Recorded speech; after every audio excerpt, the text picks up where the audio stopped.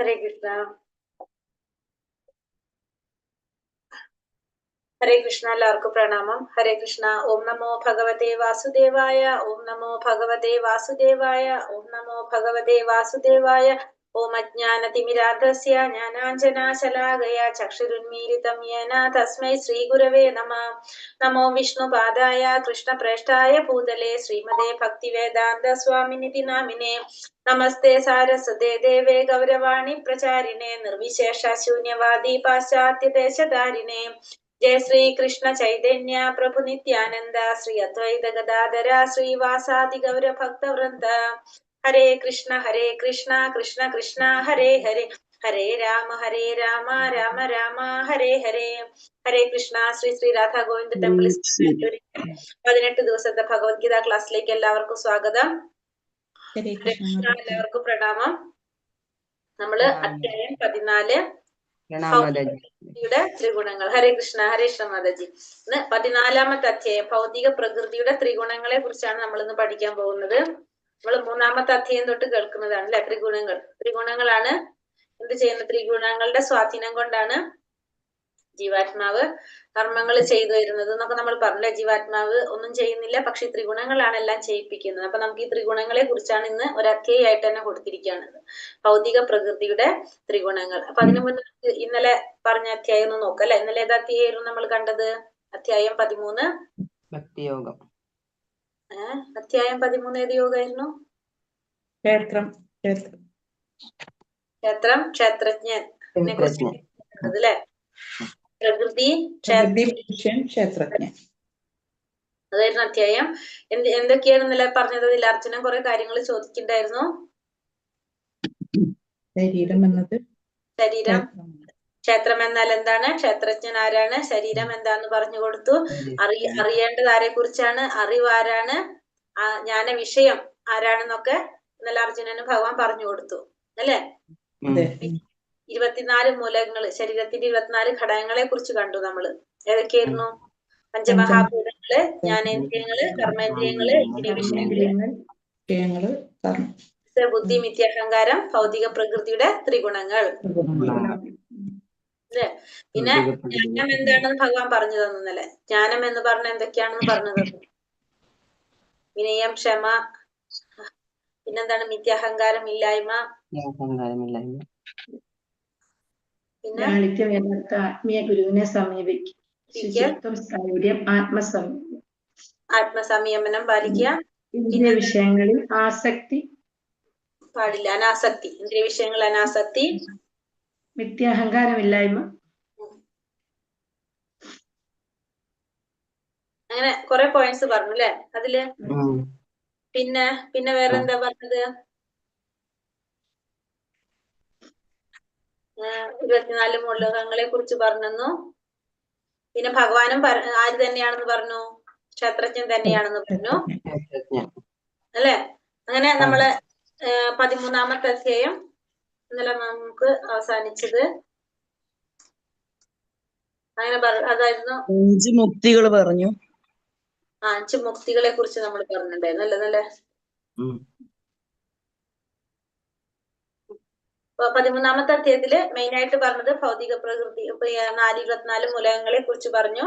പിന്നെ ക്ഷേത്രജ്ഞൻ ആരാണ്, എന്തുകൊണ്ട് ഭഗവാനെ ക്ഷേത്രജ്ഞൻ എന്ന് പറയുന്നു എന്ന് കണ്ടു. അതൊക്കെയാണ് നമ്മൾ ഇതിൽ പറഞ്ഞത്. ഈ 13ാമത്തെ അധ്യായത്തില് നമ്മൾ കണ്ടത്. ഇനി അധ്യായം 14ലേക്ക് കടക്കാണ് നമ്മള്. 14 അധ്യായത്തിന്റെ പേര് 14ാമത്തെ ഭൗതിക പ്രകൃതിയുടെ ത്രിഗുണങ്ങൾ. ഭൗതിക പ്രകൃതിയുടെ ത്രിഗുണങ്ങൾ എന്ന് പറഞ്ഞാൽ ഏതൊക്കെയാണ്? സത്വഗുണം, രജോ ഗുണം, തമോ ഗുണം. ഭൗതിക പ്രകൃതിയുടെ ത്രിഗുണങ്ങൾ എന്ന് പറയുന്നത്. ഈ ത്രിഗുണങ്ങള് നമ്മളെ ജീവാത്മാവ് ശരിക്കും എങ്ങനെയാണ്? ഭഗവാനെ പോലെ തന്നെ നിത്യനാണ്, അനന്തമയനാണ് അല്ലെ. ആത്മാവ് എന്ന് പറയുന്നത് ഒരിക്കലും നശിക്കുന്നില്ല. അതും എപ്പോഴും എന്താഗ്രഹിക്കുന്നതാണ്? ആനന്ദം ആഗ്രഹിക്കുന്നതാണ്. ജീവാത്മാവും എപ്പോഴും ആനന്ദം ആഗ്രഹിക്കും. ഇപ്പൊ നമുക്ക് എന്തോ നമ്മൾ തേടാണ് നമ്മളെല്ലാവരും. ആ തേടുന്നത് കിട്ടാത്തത് കൊണ്ടാണ് നമ്മളിപ്പോ ക്ലാസ്സുകളിലായാലും നമ്മൾ കയറിയിട്ട് ചില ക്ലാസ്സുകളിൽ നമ്മൾ ജോയിൻ ചെയ്യും, പക്ഷെ നമുക്ക് അവിടെ നിന്ന് കിട്ടുന്നില്ല. അപ്പൊ നമ്മൾ എന്ത് ചെയ്യും? അതിൽ നിന്ന് ലീവ് ചെയ്യും, പിന്നെ വേറെ കയറും. അങ്ങനെ അതായത് നമ്മൾ എന്തോ അന്വേഷിച്ചു കൊണ്ടിരിക്കുകയാണ്. അതെന്താന്നുള്ളത് നമുക്ക് മനസ്സിലായിട്ടില്ല. അത് കിട്ടുമ്പോഴാണ് നമ്മൾ ആ അന്വേഷണം നിർത്തുന്നത്. അപ്പൊ ശരിക്കും ആത്മാവ് എങ്ങനെ തന്നെയാണ് ആ ആനന്ദം അന്വേഷിക്കുക തന്നെയാണ്. പരമാനന്ദം, നഷ്ടപ്പെട്ടു പോയ ആനന്ദത്തെയാണ് അന്വേഷിക്കുന്നത്. പക്ഷെ അത് ഈ ഭൗതിക പ്രകൃതിയുടെ സ്വാധീനം കൊണ്ട് അതിന് മനസ്സിലാക്കാൻ സാധിക്കുന്നില്ല ജീവാത്മാവിന്. ജീവാത്മാവ് ഈ ഭൗതിക പ്രകൃതിയിലേക്ക് വരുമ്പോ അതിനെന്ത് സംഭവിക്കാണ്? അതിന്റെ ഓർമ്മ നഷ്ടപ്പെടുന്നു എന്ന് പറയാം. നമുക്ക് മറന്നു പോകാണ് മൂലസ്വരൂപത്തെ കുറിച്ച് ജീവാത്മാവ്. അപ്പൊ ശരിക്കും സ്വാധീനിക്കുന്നത് ഏതാണ്? ഈ 3 ഭൗതിക പ്രകൃതിയുടെ ത്രിഗുണങ്ങൾ ആയിരിക്കും സ്വാധീനിക്കുന്നത്. അപ്പൊ അതെന്താ സ്വാധീനിക്കുമ്പോ എന്താ പ്രോബ്ലം വരുന്നത്? ഈ ജീവാത്മാവിന് ഏതെങ്കിലും ഒരു ഗുണം ഈ ഭൗതിക പ്രകൃതിയിലേക്ക് വരുമ്പോ ആ പ്രകൃതിയുടെ നിയമങ്ങൾ ബാധിക്കുകയാണ്. അതായത് നമ്മളിപ്പോ നമ്മുടെ വീട്ടിൽ നിന്ന് വേറൊരു വീട്ടിൽ പോയിട്ട് നമ്മൾ നിൽക്കേണ്ടി വരുമ്പോ, നമ്മള് വീട്ടില് ചിലപ്പോ നമ്മൾ രാവിലെ നേരത്തെ എഴുന്നേൽക്കുന്നുണ്ടാവില്ല. 10 മണിക്ക് എഴുന്നേൽക്കുന്നവരാണെങ്കിൽ ആ വീട്ടിൽ 5 മണിക്കാണ് എഴുന്നേൽക്കുന്നതെങ്കിൽ നമ്മൾ എന്ത് ചെയ്യും? നമ്മള് അവിടുത്തെ നിയമം നമ്മൾ പാലിക്കണം, അല്ലെ? നമ്മൾ 10 മണിക്കല്ല, നമ്മൾ 5 മണിക്ക് എഴുന്നേൽക്കും. അതേപോലെ തന്നെ ഈ ജീവാത്മാവ് ഈ ഭൗതിക പ്രകൃതിയിലേക്ക് വരുമ്പോ ഈ പ്രകൃതിയുടെ നിയമങ്ങൾ ആരെ ബാധിക്കാണ്? ഈ ജീവാത്മാവിനെ ബാധിക്കാണ്. അപ്പൊ പ്രകൃതിയുടെ നിയമങ്ങൾ അനുസരിക്കേണ്ടത് ആരുടെ ഉത്തരവാദിത്തമായിട്ട് മാറും? ജീവാത്മാവിന്റെ ഉത്തരവാദിത്തമായിട്ട് മാറും.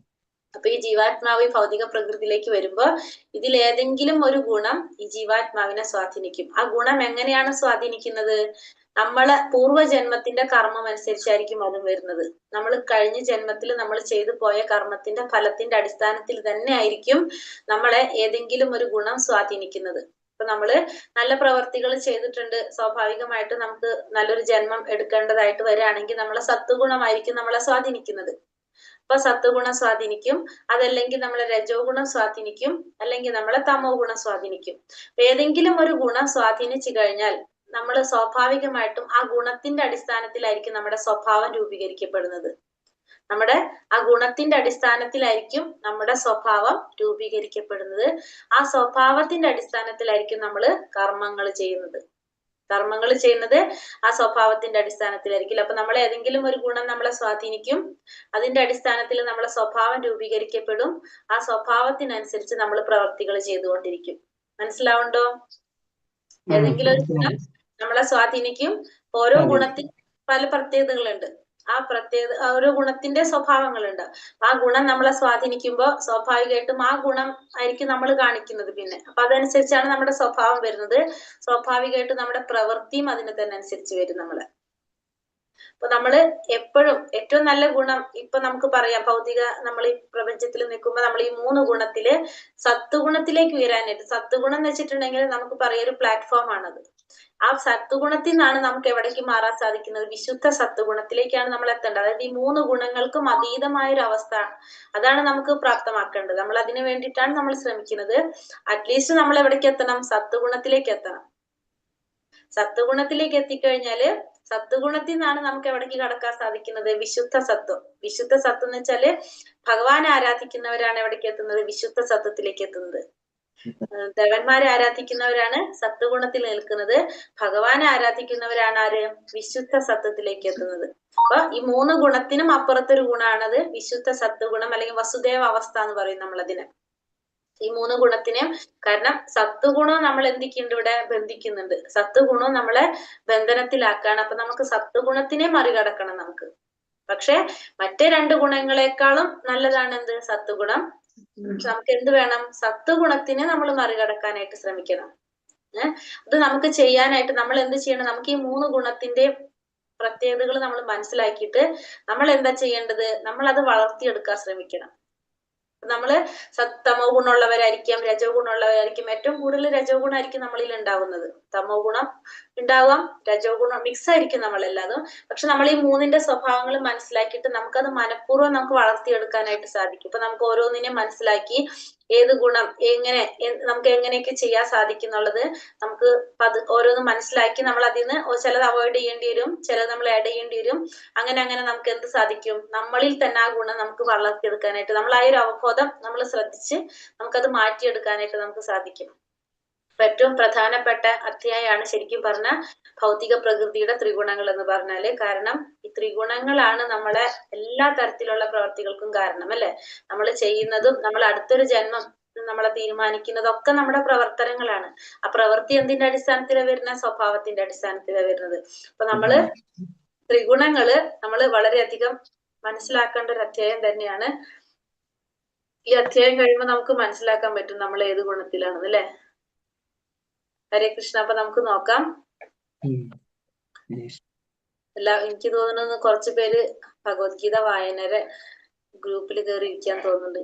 ഇത്ര നേരത്തെ ഞാൻ ഇതിൽ ഇരുന്ന് പറഞ്ഞുകൊണ്ടിരിക്കുകയായിരുന്നു എല്ലാവരുടെ അടുത്തും. അപ്പൊ അവരതിൽ കയറിയിട്ടുണ്ടാവും.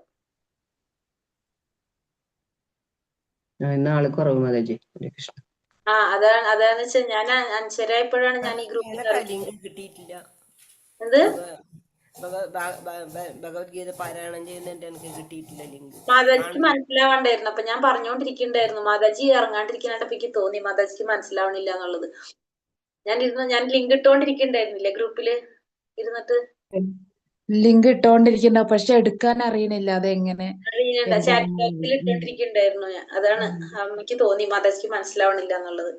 നമ്മൾ ഈ ക്ലാസ് ഈ ലിങ്കാണ് ഉപയോഗിക്കാറ്. പക്ഷെ നമ്മളെ ക്ലാസ് നടക്കുന്നതുകൊണ്ട് ഇന്ന് ലിങ്ക് മാറ്റിയതാ. ഞാൻ മറന്നുപോയത് ക്ലാസിന്റെ കാര്യം. മാതാജി എന്നെ ഉറപ്പിച്ചപ്പോഴാണ് എനിക്ക് ഓർമ്മ വന്നത് തന്നെ. ഹരേ കൃഷ്ണ.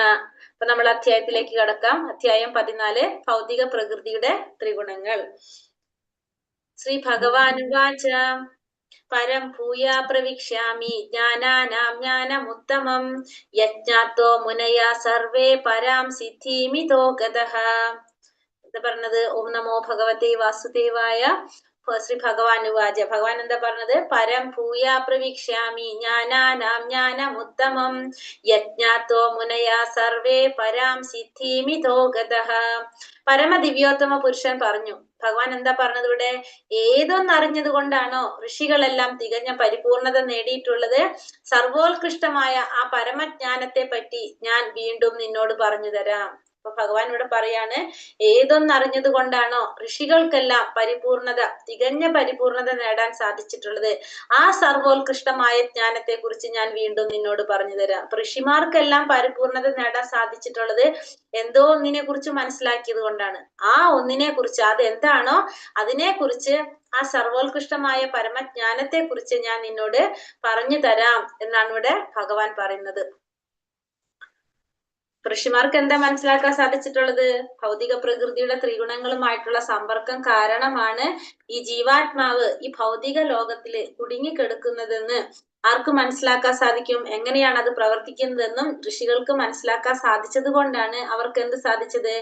ഒരു ജ്ഞാനം നേടിയത് കൊണ്ടാണ് അവർക്ക് പരിപൂർണത നേടാനായിട്ട് സാധിച്ചത്. അതായത് ജീവാത്മാവ് ഈ ഭൗതിക ലോകത്തില് കുടുങ്ങിക്കിടക്കുന്നത് ഈ ഭൗതിക പ്രകൃതിയുടെ ത്രിഗുണങ്ങളുടെ സ്വാധീനം കൊണ്ടാണ് എന്ന്, അതിന്റെ സമ്പർക്കം കൊണ്ടാണെന്ന് മനസ്സിലാക്കി അതനുസരിച്ച് പ്രവർത്തിക്കാൻ കഴിഞ്ഞത് കൊണ്ടാണ് ഋഷിമാർക്ക് പരിപൂർണത നേടാനായിട്ട് സാധിച്ചതെന്ന് ഭഗവാൻ ഇവിടെ അർജുനന് പറഞ്ഞു കൊടുക്കാണ്.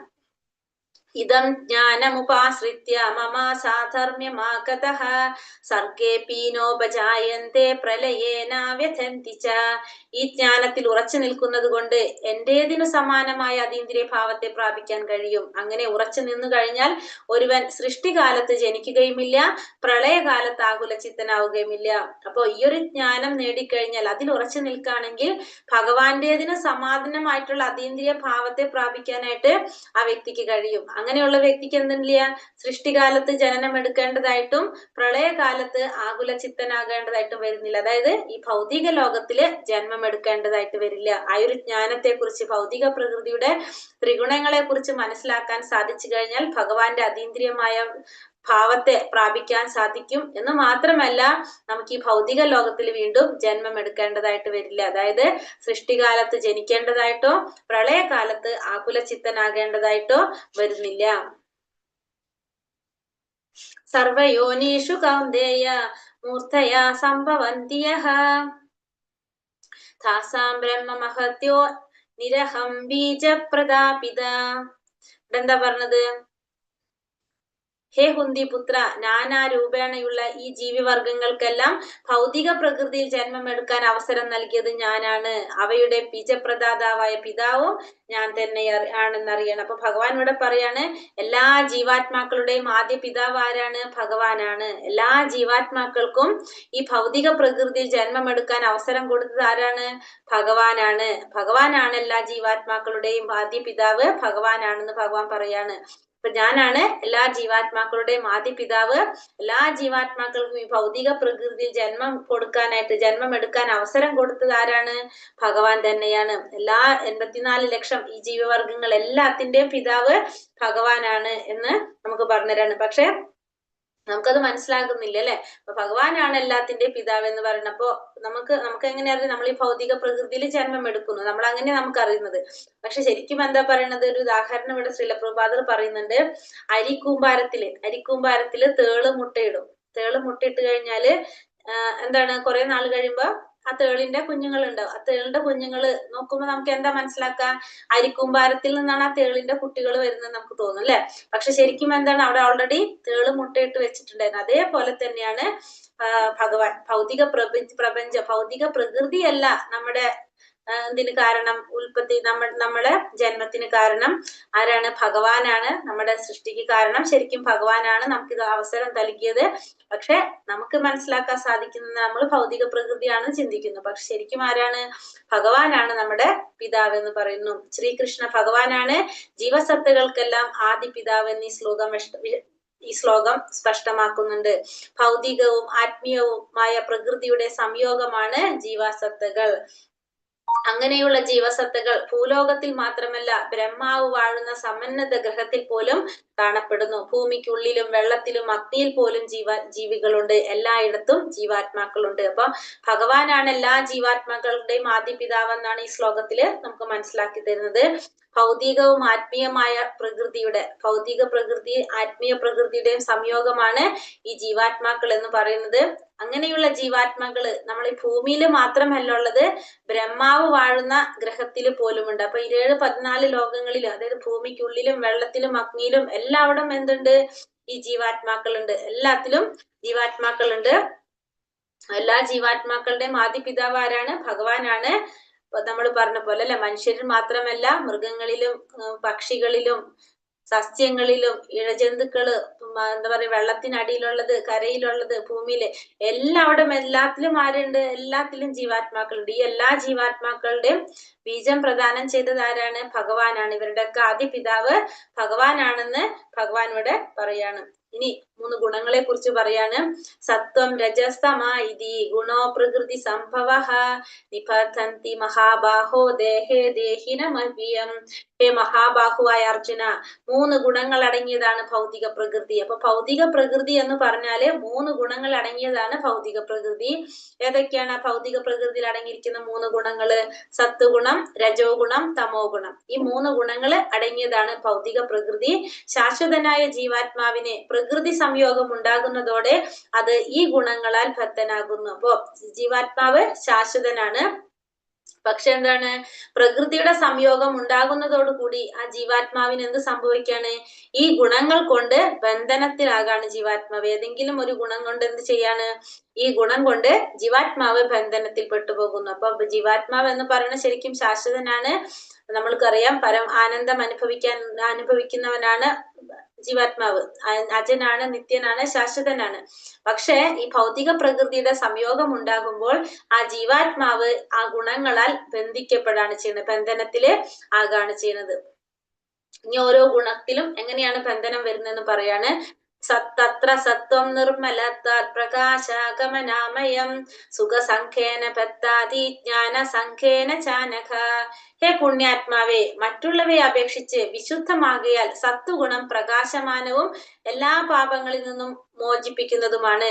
ആ ഗുണത്തിൽ സ്ഥിതി ചെയ്യുന്നവർ സുഖത്താലും ജ്ഞാനത്താലും ബദ്ധരാക്കപ്പെടും. അപ്പൊ ഇവിടെ ഫസ്റ്റത്തെ പറയണ സത്വഗുണത്തെ കുറിച്ചാ പറയണത്. മറ്റുള്ള ഗുണങ്ങളെ അപേക്ഷിച്ച് സത്വഗുണം എങ്ങനെയാണ്? വിശുദ്ധമാണ്. മറ്റുള്ളതിനെ അപേക്ഷിച്ച് സത്വഗുണം വിശുദ്ധമാണ്. പിന്നെ അത് പ്രകാശമാനമാണ്. പിന്നെ അതുകൊണ്ട് എല്ലാ പാപങ്ങളിൽ നിന്നും മോചനം നൽകുന്നതുമാണ്. അപ്പൊ സത്വഗുണം പ്രകാശമാനമാണ്, വിശുദ്ധമാണ്. മറ്റുള്ള പാപങ്ങളിൽ നിന്നും, എല്ലാ പാപങ്ങളിൽ നിന്നും നമുക്ക് മോചനം ലഭിക്കുന്നതുമാണ് സത്വഗുണം. പക്ഷെ ആ സത്വഗുണം നമ്മളെ ബന്ധിക്കുകയാണ്. എങ്ങനെയാണ്? സുഖം കൊണ്ടും ജ്ഞാനം കൊണ്ടും ബന്ധിക്കും നമ്മളെ.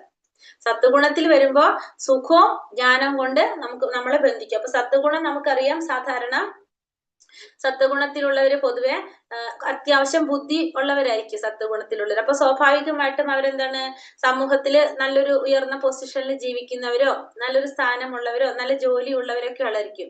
അപ്പൊ അവർക്ക് അവരുടെ ജീവിത രീതി മെച്ചപ്പെട്ട ജീവിത രീതി ആയിരിക്കും. അവർക്ക് നല്ലൊരു അത്യാവശ്യം നല്ല രീതിയിൽ സാമ്പത്തികമായിട്ടും അവർക്ക് ഉണ്ടാകും, സമൂഹത്തിൽ നല്ലൊരു വിലയുണ്ടാവും, നല്ലൊരു സ്ഥാനം ഉണ്ടാവും. അപ്പൊ ആ രീതിയിലൊക്കെ ജീവിച്ചു പോകുന്നവരായിരിക്കും ആര്, ഈ സത്വഗുണത്തിൽ അധിഷ്ഠിതമായവര്. അപ്പൊ സ്വാഭാവികമായിട്ടും അവർക്ക് എന്താണ് സുഖ സൗകര്യങ്ങൾ ഉണ്ടാകും, ജ്ഞാനവും ഉണ്ടാകും, അവർക്ക് സുഖം ഉണ്ടാവും, അറിവും ഉണ്ടാവും അവർക്ക്. അപ്പൊ അവര് നമുക്ക് സുഖം കിട്ടുമ്പോൾ നമ്മൾ എന്താണ്, നമ്മൾ ആ സുഖം കൊണ്ട് നമ്മളെ ബന്ധിക്കുകയാണ് ചെയ്യുന്നത് അവിടെ. അപ്പൊ നമുക്ക് തോന്നും നമുക്ക് ഈ ആ സത്വഗുണത്തിൽ നമ്മൾ അതിൽ നിന്ന് പോകുമ്പോൾ നമുക്ക് ആ സുഖം കൊണ്ട് നമ്മളെ ബന്ധിക്കുകയാണ് ചെയ്യുന്നത്. അപ്പൊ നമ്മള് സാധാരണ എന്താ പറയാ സാത്വികര്, അപ്പൊ നമ്മൾ ഭയങ്കര സന്തുഷ്ടിയിൽ നമ്മൾ നിൽക്കുകയാണെന്ന് നമുക്ക് തോന്നാം. അതാണ് അവിടെ സുഖം കൊണ്ടും ജ്ഞാനം കൊണ്ടും നമ്മളെ ബന്ധിക്കുകയാണ് ചെയ്യുന്നത്. പിന്നെ ഒരു കുഴപ്പം വരുന്നത് എവിടെയാന്ന് വെച്ചിട്ടുണ്ടെങ്കിൽ നമുക്ക് എന്ത് തോന്നിപ്പോകും, നമുക്ക് കുറച്ചൊരു അഹങ്കാരം വരും. പിന്നെ സുഖം ജ്ഞാനം കിട്ടുക എന്ന് വെച്ചാൽ നമ്മളെക്കാളും അറിവുള്ള ആരുമില്ല, നമുക്ക് അങ്ങനത്തെ ഒരു തോന്നൽ എന്തിൽ വരാം, ഈ സത്വഗുണത്തിലുള്ളവർക്ക് സംഭവിക്കും സ്വാഭാവികമായിട്ടും. അപ്പൊ സത്വഗുണം എന്ന് പറഞ്ഞപ്പോ എങ്ങനെയാണ്, അത്യാവശ്യം നല്ല അറിവുള്ളവരായിരിക്കും. അതേപോലെ തന്നെ അപ്പൊ സമൂഹത്തില് നല്ലൊരു ഉയർന്ന ജോലി ഉണ്ടാവും, സമൂഹത്തിൽ അതിൻ്റെതായ ഒരു മാന്യത വിലയുണ്ടാകാം, ആ രീതിയിൽ ജീവിക്കുന്നവരായിരിക്കും. അപ്പൊ അവർക്ക് ഓട്ടോമാറ്റിക്കലി എന്തുണ്ടാവും, അവർക്ക് സാമ്പത്തികമായിട്ടും നല്ലൊരു അവസ്ഥയിലായിരിക്കും. അപ്പൊ അവർക്ക് നല്ല സുഖത്തിൽ ജീവിത സുഖ സൗകര്യങ്ങളൊക്കെ നല്ല സുഖ സൗകര്യത്തിലായിരിക്കും അവർ ജീവിക്കുന്നത്. ജ്ഞാനം ഓൾറെഡി ഉണ്ടാവും. അപ്പൊ അതൊക്കെ കൊണ്ട് ആരെ ബന്ധിക്കാണ് അവിടെ, സത്വഗുണത്തിലുള്ളവരെ ബന്ധിക്കാണ് ചെയ്യുന്നത്. സത്വഗുണം എന്ന് പറഞ്ഞപ്പോ നമ്മൾ എങ്ങനെയാണ് ബന്ധിക്കുന്നത്, ജ്ഞാനം കൊണ്ടും പിന്നെ അതുപോലെ തന്നെ സുഖം കൊണ്ടും നമ്മളെ ബന്ധിക്കുകയാണ് ചെയ്യുക. അപ്പൊ നമുക്ക് എന്താണ് സത്വഗുണത്തിന്റെ പ്രോബ്ലം വരുന്നത്, നമുക്ക് അങ്ങനെ സുഖം അറിവും ഒക്കെ ഉണ്ടാവുമ്പോൾ നമുക്ക് നമ്മൾ അതിൽ സുഖിച്ച് നമ്മൾ ഇങ്ങനെ നിൽക്കുമ്പോൾ അതിൽ മോഹപ്പെട്ടു പോകാണ് നമ്മൾ ചെയ്യുന്നത്. അപ്പൊ നമുക്ക് നമ്മുടെ ലക്ഷ്യം നമ്മൾ വിട്ടുപോകും, നമ്മൾ മറന്നുപോകും. അപ്പൊ നമുക്ക് അതിലേക്ക് സാധിക്കില്ല, ആത്മീയമായിട്ട് ഉയരാനായിട്ട് നമ്മളവിടെ കുറച്ച് തടസ്സങ്ങൾ വരാണ് ചെയ്യുന്നത്. കാരണം നമുക്ക് ദുഃഖം വരുമ്പോഴാണല്ലോ നമ്മൾ കൂടുതൽ ഭഗവാനെ കുറിച്ച് വിളിക്കുന്നത്. അപ്പൊ നമ്മൾ ജീവിച്ചു പോകുമ്പോൾ നമുക്ക് ഇതിൽ നിന്ന് രക്ഷപ്പെടാനായിട്ട് നമുക്ക് ഇഷ്ടം ഉണ്ടാവില്ല. അപ്പൊ അതാണ് സത്വഗുണം നമ്മളെ ബന്ധിക്കുന്നതായിട്ട് നമുക്ക് മനസ്സിലാക്കാനായിട്ട് സാധിക്കുക. അടുത്തത് രജോ രാഗാത്മകം വിധി തൃഷ്ണ സംഘാസമുദ്ഭവം തന്നിഭക്താദി കൗന്ദേയ കർമ്മ സംഘേന ദേഹിനാം. ഇനി അടുത്തത് എന്താണ്, കുന്തിപുത്ര അളവറ്റ തൃഷ്ണാധിക്യത്തിൽ നിന്നുളവാകുന്നത് അത്രേ രജോ ഗുണം. ദേഹസ്ഥനായ ജീവനെ അത് ഭൗതികമായ ഫലോദിഷ്ട കർമ്മങ്ങളിൽ കുടുക്കിയിടുന്നു. അപ്പൊ രണ്ടാമത്തത് ഏതാണ്, രജോ ഗുണം. ഈ രജോ ഗുണം നമുക്ക് എങ്ങനെയാണ് ബന്ധിക്കുന്നത്, അളവറ്റ തൃഷ്ണാധിക്യത്തിൽ, നമ്മൾ അളവറ്റ ആഗ്രഹം കൊണ്ട് ഉളവാകുന്നതാണ് എന്ത്, രജോ ഗുണം. അപ്പൊ രജോ ഗുണത്തിന്റെ പ്രത്യേകത നമുക്ക് ആഗ്രഹങ്ങൾ കൂടുതലായിരിക്കും. ദേഹസ്ഥനായ ജീവനെ അത് ഭൗതികമായ ഫലോദിഷ്ട കർമ്മങ്ങളിൽ കുടുക്കിയിടും. അപ്പൊ അത് ജീവാത്മാവിന് എന്ത് ചെയ്യും, ഫലോദിഷ്ട കർമ്മങ്ങളിലാണ് കുടുക്കിയിടുന്നത്. അപ്പോ ഈ അളവറ്റ ആഗ്രഹങ്ങൾ, അതായത് നമുക്ക് ആഗ്രഹങ്ങൾ കൂടുതലായിരിക്കും. ആ ആഗ്രഹങ്ങൾക്കനുസരിച്ച് കഠിനാധ്വാനം ചെയ്യാനുള്ള ഒരു സ്വഭാവം ആരിലുണ്ടാവും, രജോ ഗുണക്കാരിലുണ്ടാവും. അപ്പൊ അവർക്കിപ്പോ എന്താ പറയാ, നമുക്ക് നല്ലൊരു വീട് വെക്കണം, നമ്മൾക്ക് ഒരു വീടുണ്ട് പക്ഷെ അതിനേക്കാളും വലിയൊരു വീട് വെക്കണം നമുക്ക്. ഇപ്പൊ വീട് വെക്കാനായിട്ട് അപ്പൊ നമ്മുടെ ആഗ്രഹം വലിയൊരു വീട് വെക്കണം എന്നാണ് നമ്മുടെ ആഗ്രഹം. അപ്പൊ നമുക്ക് അതിന് വേണ്ടിയിട്ട് എന്ത് ചെയ്യും, കുറെ പൈസ വേണം നമുക്ക്. അതിന് വേണ്ടിയിട്ട് എത്ര കഠിനാധ്വാനം ചെയ്യാനും കഷ്ടപ്പെടാനും ആർക്കും ഒരു ബുദ്ധിമുട്ടുണ്ടാവില്ല. രജോ ഗുണത്തിലുള്ളവർക്ക് യാതൊരു ബുദ്ധിമുട്ടുണ്ടാവില്ല, അവർക്കതിന് യാതൊരു മടിയുണ്ടാവില്ല. ഫലോദിഷ്ട കർമ്മങ്ങളിലാണ് അവരെ കുടുക്കിയിടുന്നത്. അതായത് ഫലം ആഗ്രഹിച്ചുകൊണ്ട് ഒരു കർമ്മം ചെയ്തുകൊണ്ടേയിരിക്കും. കാരണം അവർ ആഗ്രഹങ്ങള് ഒന്ന് കഴിയുമ്പോ അടുത്തത് അതിങ്ങനെ വന്നുകൊണ്ടേയിരിക്കും. അവർ ചങ്ങല പോലെ ഇങ്ങനെ അത് മാറിക്കൊണ്ടേയിരിക്കും. അപ്പൊ അവരെന്ത് ചെയ്യാണ്, കഠിനാധ്വാനം ചെയ്യുന്നവരായിരിക്കും അവര്. അതുപോലെ തന്നെ പിന്നെ രണ്ടാമത്തെ പോയിന്റ് രജോ ഗുണത്തിലുള്ളവരുടെ പറയുന്നത് പുരുഷന്മാരും സ്ത്രീകളും തമ്മിലുള്ള ഒരു ആകർഷണം, അതും ആസക്തി, അതും എന്തിന്റെ സ്വഭാവമാണ്, ഈ രജോ ഗുണത്തിന്റെ മുഖ്യ സ്വഭാവമായിട്ടാണ് പറയുന്നത്. പിന്നെ ഇതേപോലെ തന്നെ നമ്മുടെ ആഗ്രഹങ്ങൾ, തൃഷ്ണ, ഭയങ്കര ആഗ്രഹങ്ങളായിരിക്കും. ആ ആഗ്രഹം എത്ര കിട്ടിയാലും നമുക്ക് വീണ്ടും വീണ്ടും വേണം, അതിനു വേണ്ടി ചെയ്യണം എന്നുള്ളൊരു തോന്നലായിരിക്കും ആർക്ക് വരുന്നത്, ഈ രജോ ഗുണത്തിലുള്ളവർക്ക്. അതിന്റെ ഗുണത്തിന്റെ സ്വാധീനത്തിനനുസരിച്ച് നമ്മളിൽ വരുന്നൊരു പ്രത്യേകതയാണ്. അപ്പൊ നമ്മള് അതിങ്ങനെ സ്വാധീനിച്ചുകൊണ്ടേയിരിക്കും. അപ്പൊ നമുക്കത് ചെയ്യണം. ഇപ്പൊ നമ്മൾ പറഞ്ഞില്ല, വീട് വെക്കണം, അപ്പൊ അതിന് വേണ്ടിയിട്ട് കുറെ പൈസ വേണം നമുക്ക്. അപ്പൊ പൈസ ഉണ്ടാക്കണമെങ്കിൽ നമ്മൾ എന്ത് ചെയ്യും, കുറെ കഠിനാധ്വാനം ചെയ്യേണ്ടതായിട്ട് വരും. അപ്പൊ നമുക്ക് നടക്കാതെ വരുമ്പോഴോ നമുക്ക് ദുഃഖം ഉണ്ടാകുകയും ചെയ്യും. രജോ ഗുണത്തിന്റെ പ്രോബ്ലം അതാണ്. നമ്മുടെ ആഗ്രഹം അങ്ങനെയായിരിക്കും. ആ ആഗ്രഹം നടക്കാതെ വരുമ്പോൾ നമുക്ക് അവിടെ എന്ത് ഉണ്ടാകുകയും ചെയ്യും? ദുഃഖം ഉണ്ടാവുകയും ചെയ്യും. ക്രോധം വരും, ദുഃഖം വരും. നമ്മള് പറഞ്ഞിട്ടുണ്ടായിരുന്നു അല്ലെ? സമ്മോഹം, സ്മൃതിഭ്രംശം, ബുദ്ധിനാശം, സർവനാശം. അത് എന്തുകൊണ്ടാണ് സംഭവിക്കുന്നത്? രജോ ഗുണത്തിന്റെ ആണ്. നമുക്ക് രജോ ഗുണത്തിലാണ് ഏറ്റവും കൂടുതൽ സംഭവിക്കുന്നത്. കാരണം നമ്മുടെ ആഗ്രഹങ്ങൾ അനുസരിച്ച് നമുക്ക് നടക്കാതെ വരുമ്പോ നമുക്ക് ക്രോധം വരും, സമൂഹം, സ്മൃതിഭ്രംശവും ബുദ്ധിനാശവും ഒക്കെ സംഭവിക്കുകയാണ് ചെയ്യുന്നത്. അപ്പൊ രജോ ഗുണം നമ്മളെ എങ്ങനെയാണ് ബന്ധിക്കുന്നത്? ഫലോദിഷ്ട കർമ്മങ്ങൾ. കാരണം രജോ ഗുണത്തിലുള്ളവരപ്പം തന്നെ ഫലം ആഗ്രഹിച്ചുകൊണ്ട് കർമ്മം ചെയ്യുന്നവരായിരിക്കും രജോ ഗുണത്തിലുള്ളവര്. അവരെപ്പോഴും എന്ത് ചെയ്തുകൊണ്ടിരിക്കും? അവരുടെ കുടുംബത്തിന് വേണ്ടിയിട്ട്, അവരുടെ ഭാര്യ അല്ലെ ഭർത്താവ്, മക്കള്, അവർക്ക് വേണ്ടിയിട്ട് അവരിങ്ങനെ കഠിനാധ്വാനം ചെയ്തുകൊണ്ടേ ഇരിക്കുന്നവരായിരിക്കും ആര്? ഈ രജോ ഗുണത്തിലുള്ളവര്. ഇനി മൂന്നാമത്തത് തമസ്ത്വജ്ഞാനജം വിദ്ധി മോഹനം സർവദേഹിനാം പ്രമാദാലസ്യ നിദ്രാഭി സന്നിഭർത്താതി ഭാരത. ഭാരതപുത്ര, അജ്ഞാനജന്യമായ തമോ ഗുണമാകട്ടെ സർവശരീരികളെയും വ്യാമോഹിപ്പിക്കുന്നതാണ്. അപ്പോ ഈ അജ്ഞാനജന്യമായ തമോ ഗുണത്തിന്റെ പ്രത്യേകത എന്താണ്? അജ്ഞാനമാണത്. അജ്ഞാനം നിറഞ്ഞതാണ് തമോ ഗുണം. അത് സർവശരീരികളെയും മോഹിപ്പിക്കുന്നതാണത്. ഈ ഗുണത്തിന്റെ ഫലങ്ങളായ പ്രമാദം, അലസത, നിദ്ര എന്നിവ ബദ്ധ ജീവാത്മാവിനെ കുടുക്കിയിടുന്നു. അപ്പൊ തമോ ഗുണത്തിലുള്ളവരെ ലക്ഷണം എന്താണ്? ഒന്ന് അലസത, മടി, നിദ്ര, പ്രമാദം എന്നൊക്കെ പറഞ്ഞാല് എന്താണ്? നമുക്ക് മെയിൻ ആയിട്ട് നമുക്ക് പറയാം മടി, അലസത, നിദ്ര, ഉറക്കം. ഇതൊക്കെ എന്തിന്റെ സ്വഭാവമായിട്ട് പറയാണ്? തമോ ഗുണത്തിലുള്ളവരുടെ സ്വഭാവമായിട്ട് പറയണം. അപ്പൊ അജ്ഞാനജന്യമായ തമോ ഗുണം, അജ്ഞാനജന്യം എന്ന് പറഞ്ഞത് അപ്പൊ അത് നമ്മുടെ സത്വഗുണത്തിന്റെ നേരെ വിപരീതമാണെന്ത്? തമോ ഗുണത്തിലുള്ളവര്. സത്വഗുണം ജ്ഞാനം കൊണ്ടാണ് ബന്ധിക്കുന്നതെങ്കിൽ ഇവിടെ അജ്ഞാനമാണ് തമോ ഗുണം പറയുന്നത്. പിന്നെ അതുപോലെ തന്നെ അലസത, നിദ്ര, മടി ഇതൊക്കെ എന്തിൽ വരുന്നതാണ്? തമോ ഗുണത്തിലുള്ളവരുടെ സ്വഭാവത്തിൽ വരുന്നതാണ്. എന്ത്? ഈ അലസത, നിദ്ര ഇതൊക്കെ വരുന്നത്. അപ്പോ ഇവരെ എന്തുകൊണ്ടാണ് ബന്ധിക്കുന്നത് ഇവിടെ ജീവാത്മാവിനെ? ഈ പറഞ്ഞ കാര്യങ്ങൾ കൊണ്ട്. അവർക്ക് ഒന്നും ചെയ്യാനായിട്ട് യാതൊരു താല്പര്യം ഉണ്ടാവില്ല. അവരിങ്ങനെ എന്താണ് പറയുക, നല്ല ആരോഗ്യം ഉണ്ടാവും, പക്ഷെ കർമ്മം ചെയ്യാൻ അവർക്ക് ഇഷ്ടം ഉണ്ടാവില്ല. പിന്നെ കുറെ സമയം കിടന്ന് ഉറങ്ങുന്നവരായിരിക്കാം, അലസന്മാരായിരിക്കാം, എന്ത് ചെയ്യാനും ഒരു താല്പര്യം ഇല്ലാത്തവരായിരിക്കും ആര്? ഈ തമോ ഗുണത്തില് ഉള്ളവര്. അപ്പൊ 3 ഗുണത്തിലുള്ളവര് കുറിച്ചാണ് പറഞ്ഞത്. അപ്പൊ നമുക്ക് ഇവിടെ ഈ പിക്ചറിൽ തന്നിട്ടുള്ളതിൽ ഏറ്റവും മുകളിൽ നമുക്ക് എന്താ പറയാ, ഫ്രഷ് വെജ്, മിൽക്ക്, അതിന്റെ അവിടെ കാണുന്നത് സാത്വിക സ്വഭാവത്തിലുള്ളവരായിരിക്കും. ഇപ്പൊ ടേബിളിന്റെ അവിടെ ഇരിക്കുന്നവര്, മീറ്റിംഗ് ചെയ്യുന്നവരാരാണ്? രജോ ഗുണത്തിലുള്ളവരായിരിക്കും. മീറ്റ് സ്റ്റാളിന്റെ അവിടെ നിൽക്കുന്നത് തമോ ഗുണത്തിലുള്ളവരായിരിക്കും. 3 തരത്തിലുള്ളവരുടെ കാറ്റഗറി. ഇത് മനുഷ്യരിൽ മാത്രമല്ല, മൃഗങ്ങളിലും പക്ഷികളിലും എല്ലാവരിലും എന്തുണ്ട്? ഈ 3 ഗുണങ്ങളുണ്ട്. മനുഷ്യരിൽ മാത്രമല്ലത്, എല്ലാവരിലും ഇതുണ്ട്. ഇപ്പൊ ഫസ്റ്റത്തെ പിക്ചർ കാണുന്നത് അരയന്നം. അരയന്നം ഏത് ഗുണത്തിലാ വരുന്നുണ്ടാവുക? അറിയാവോ?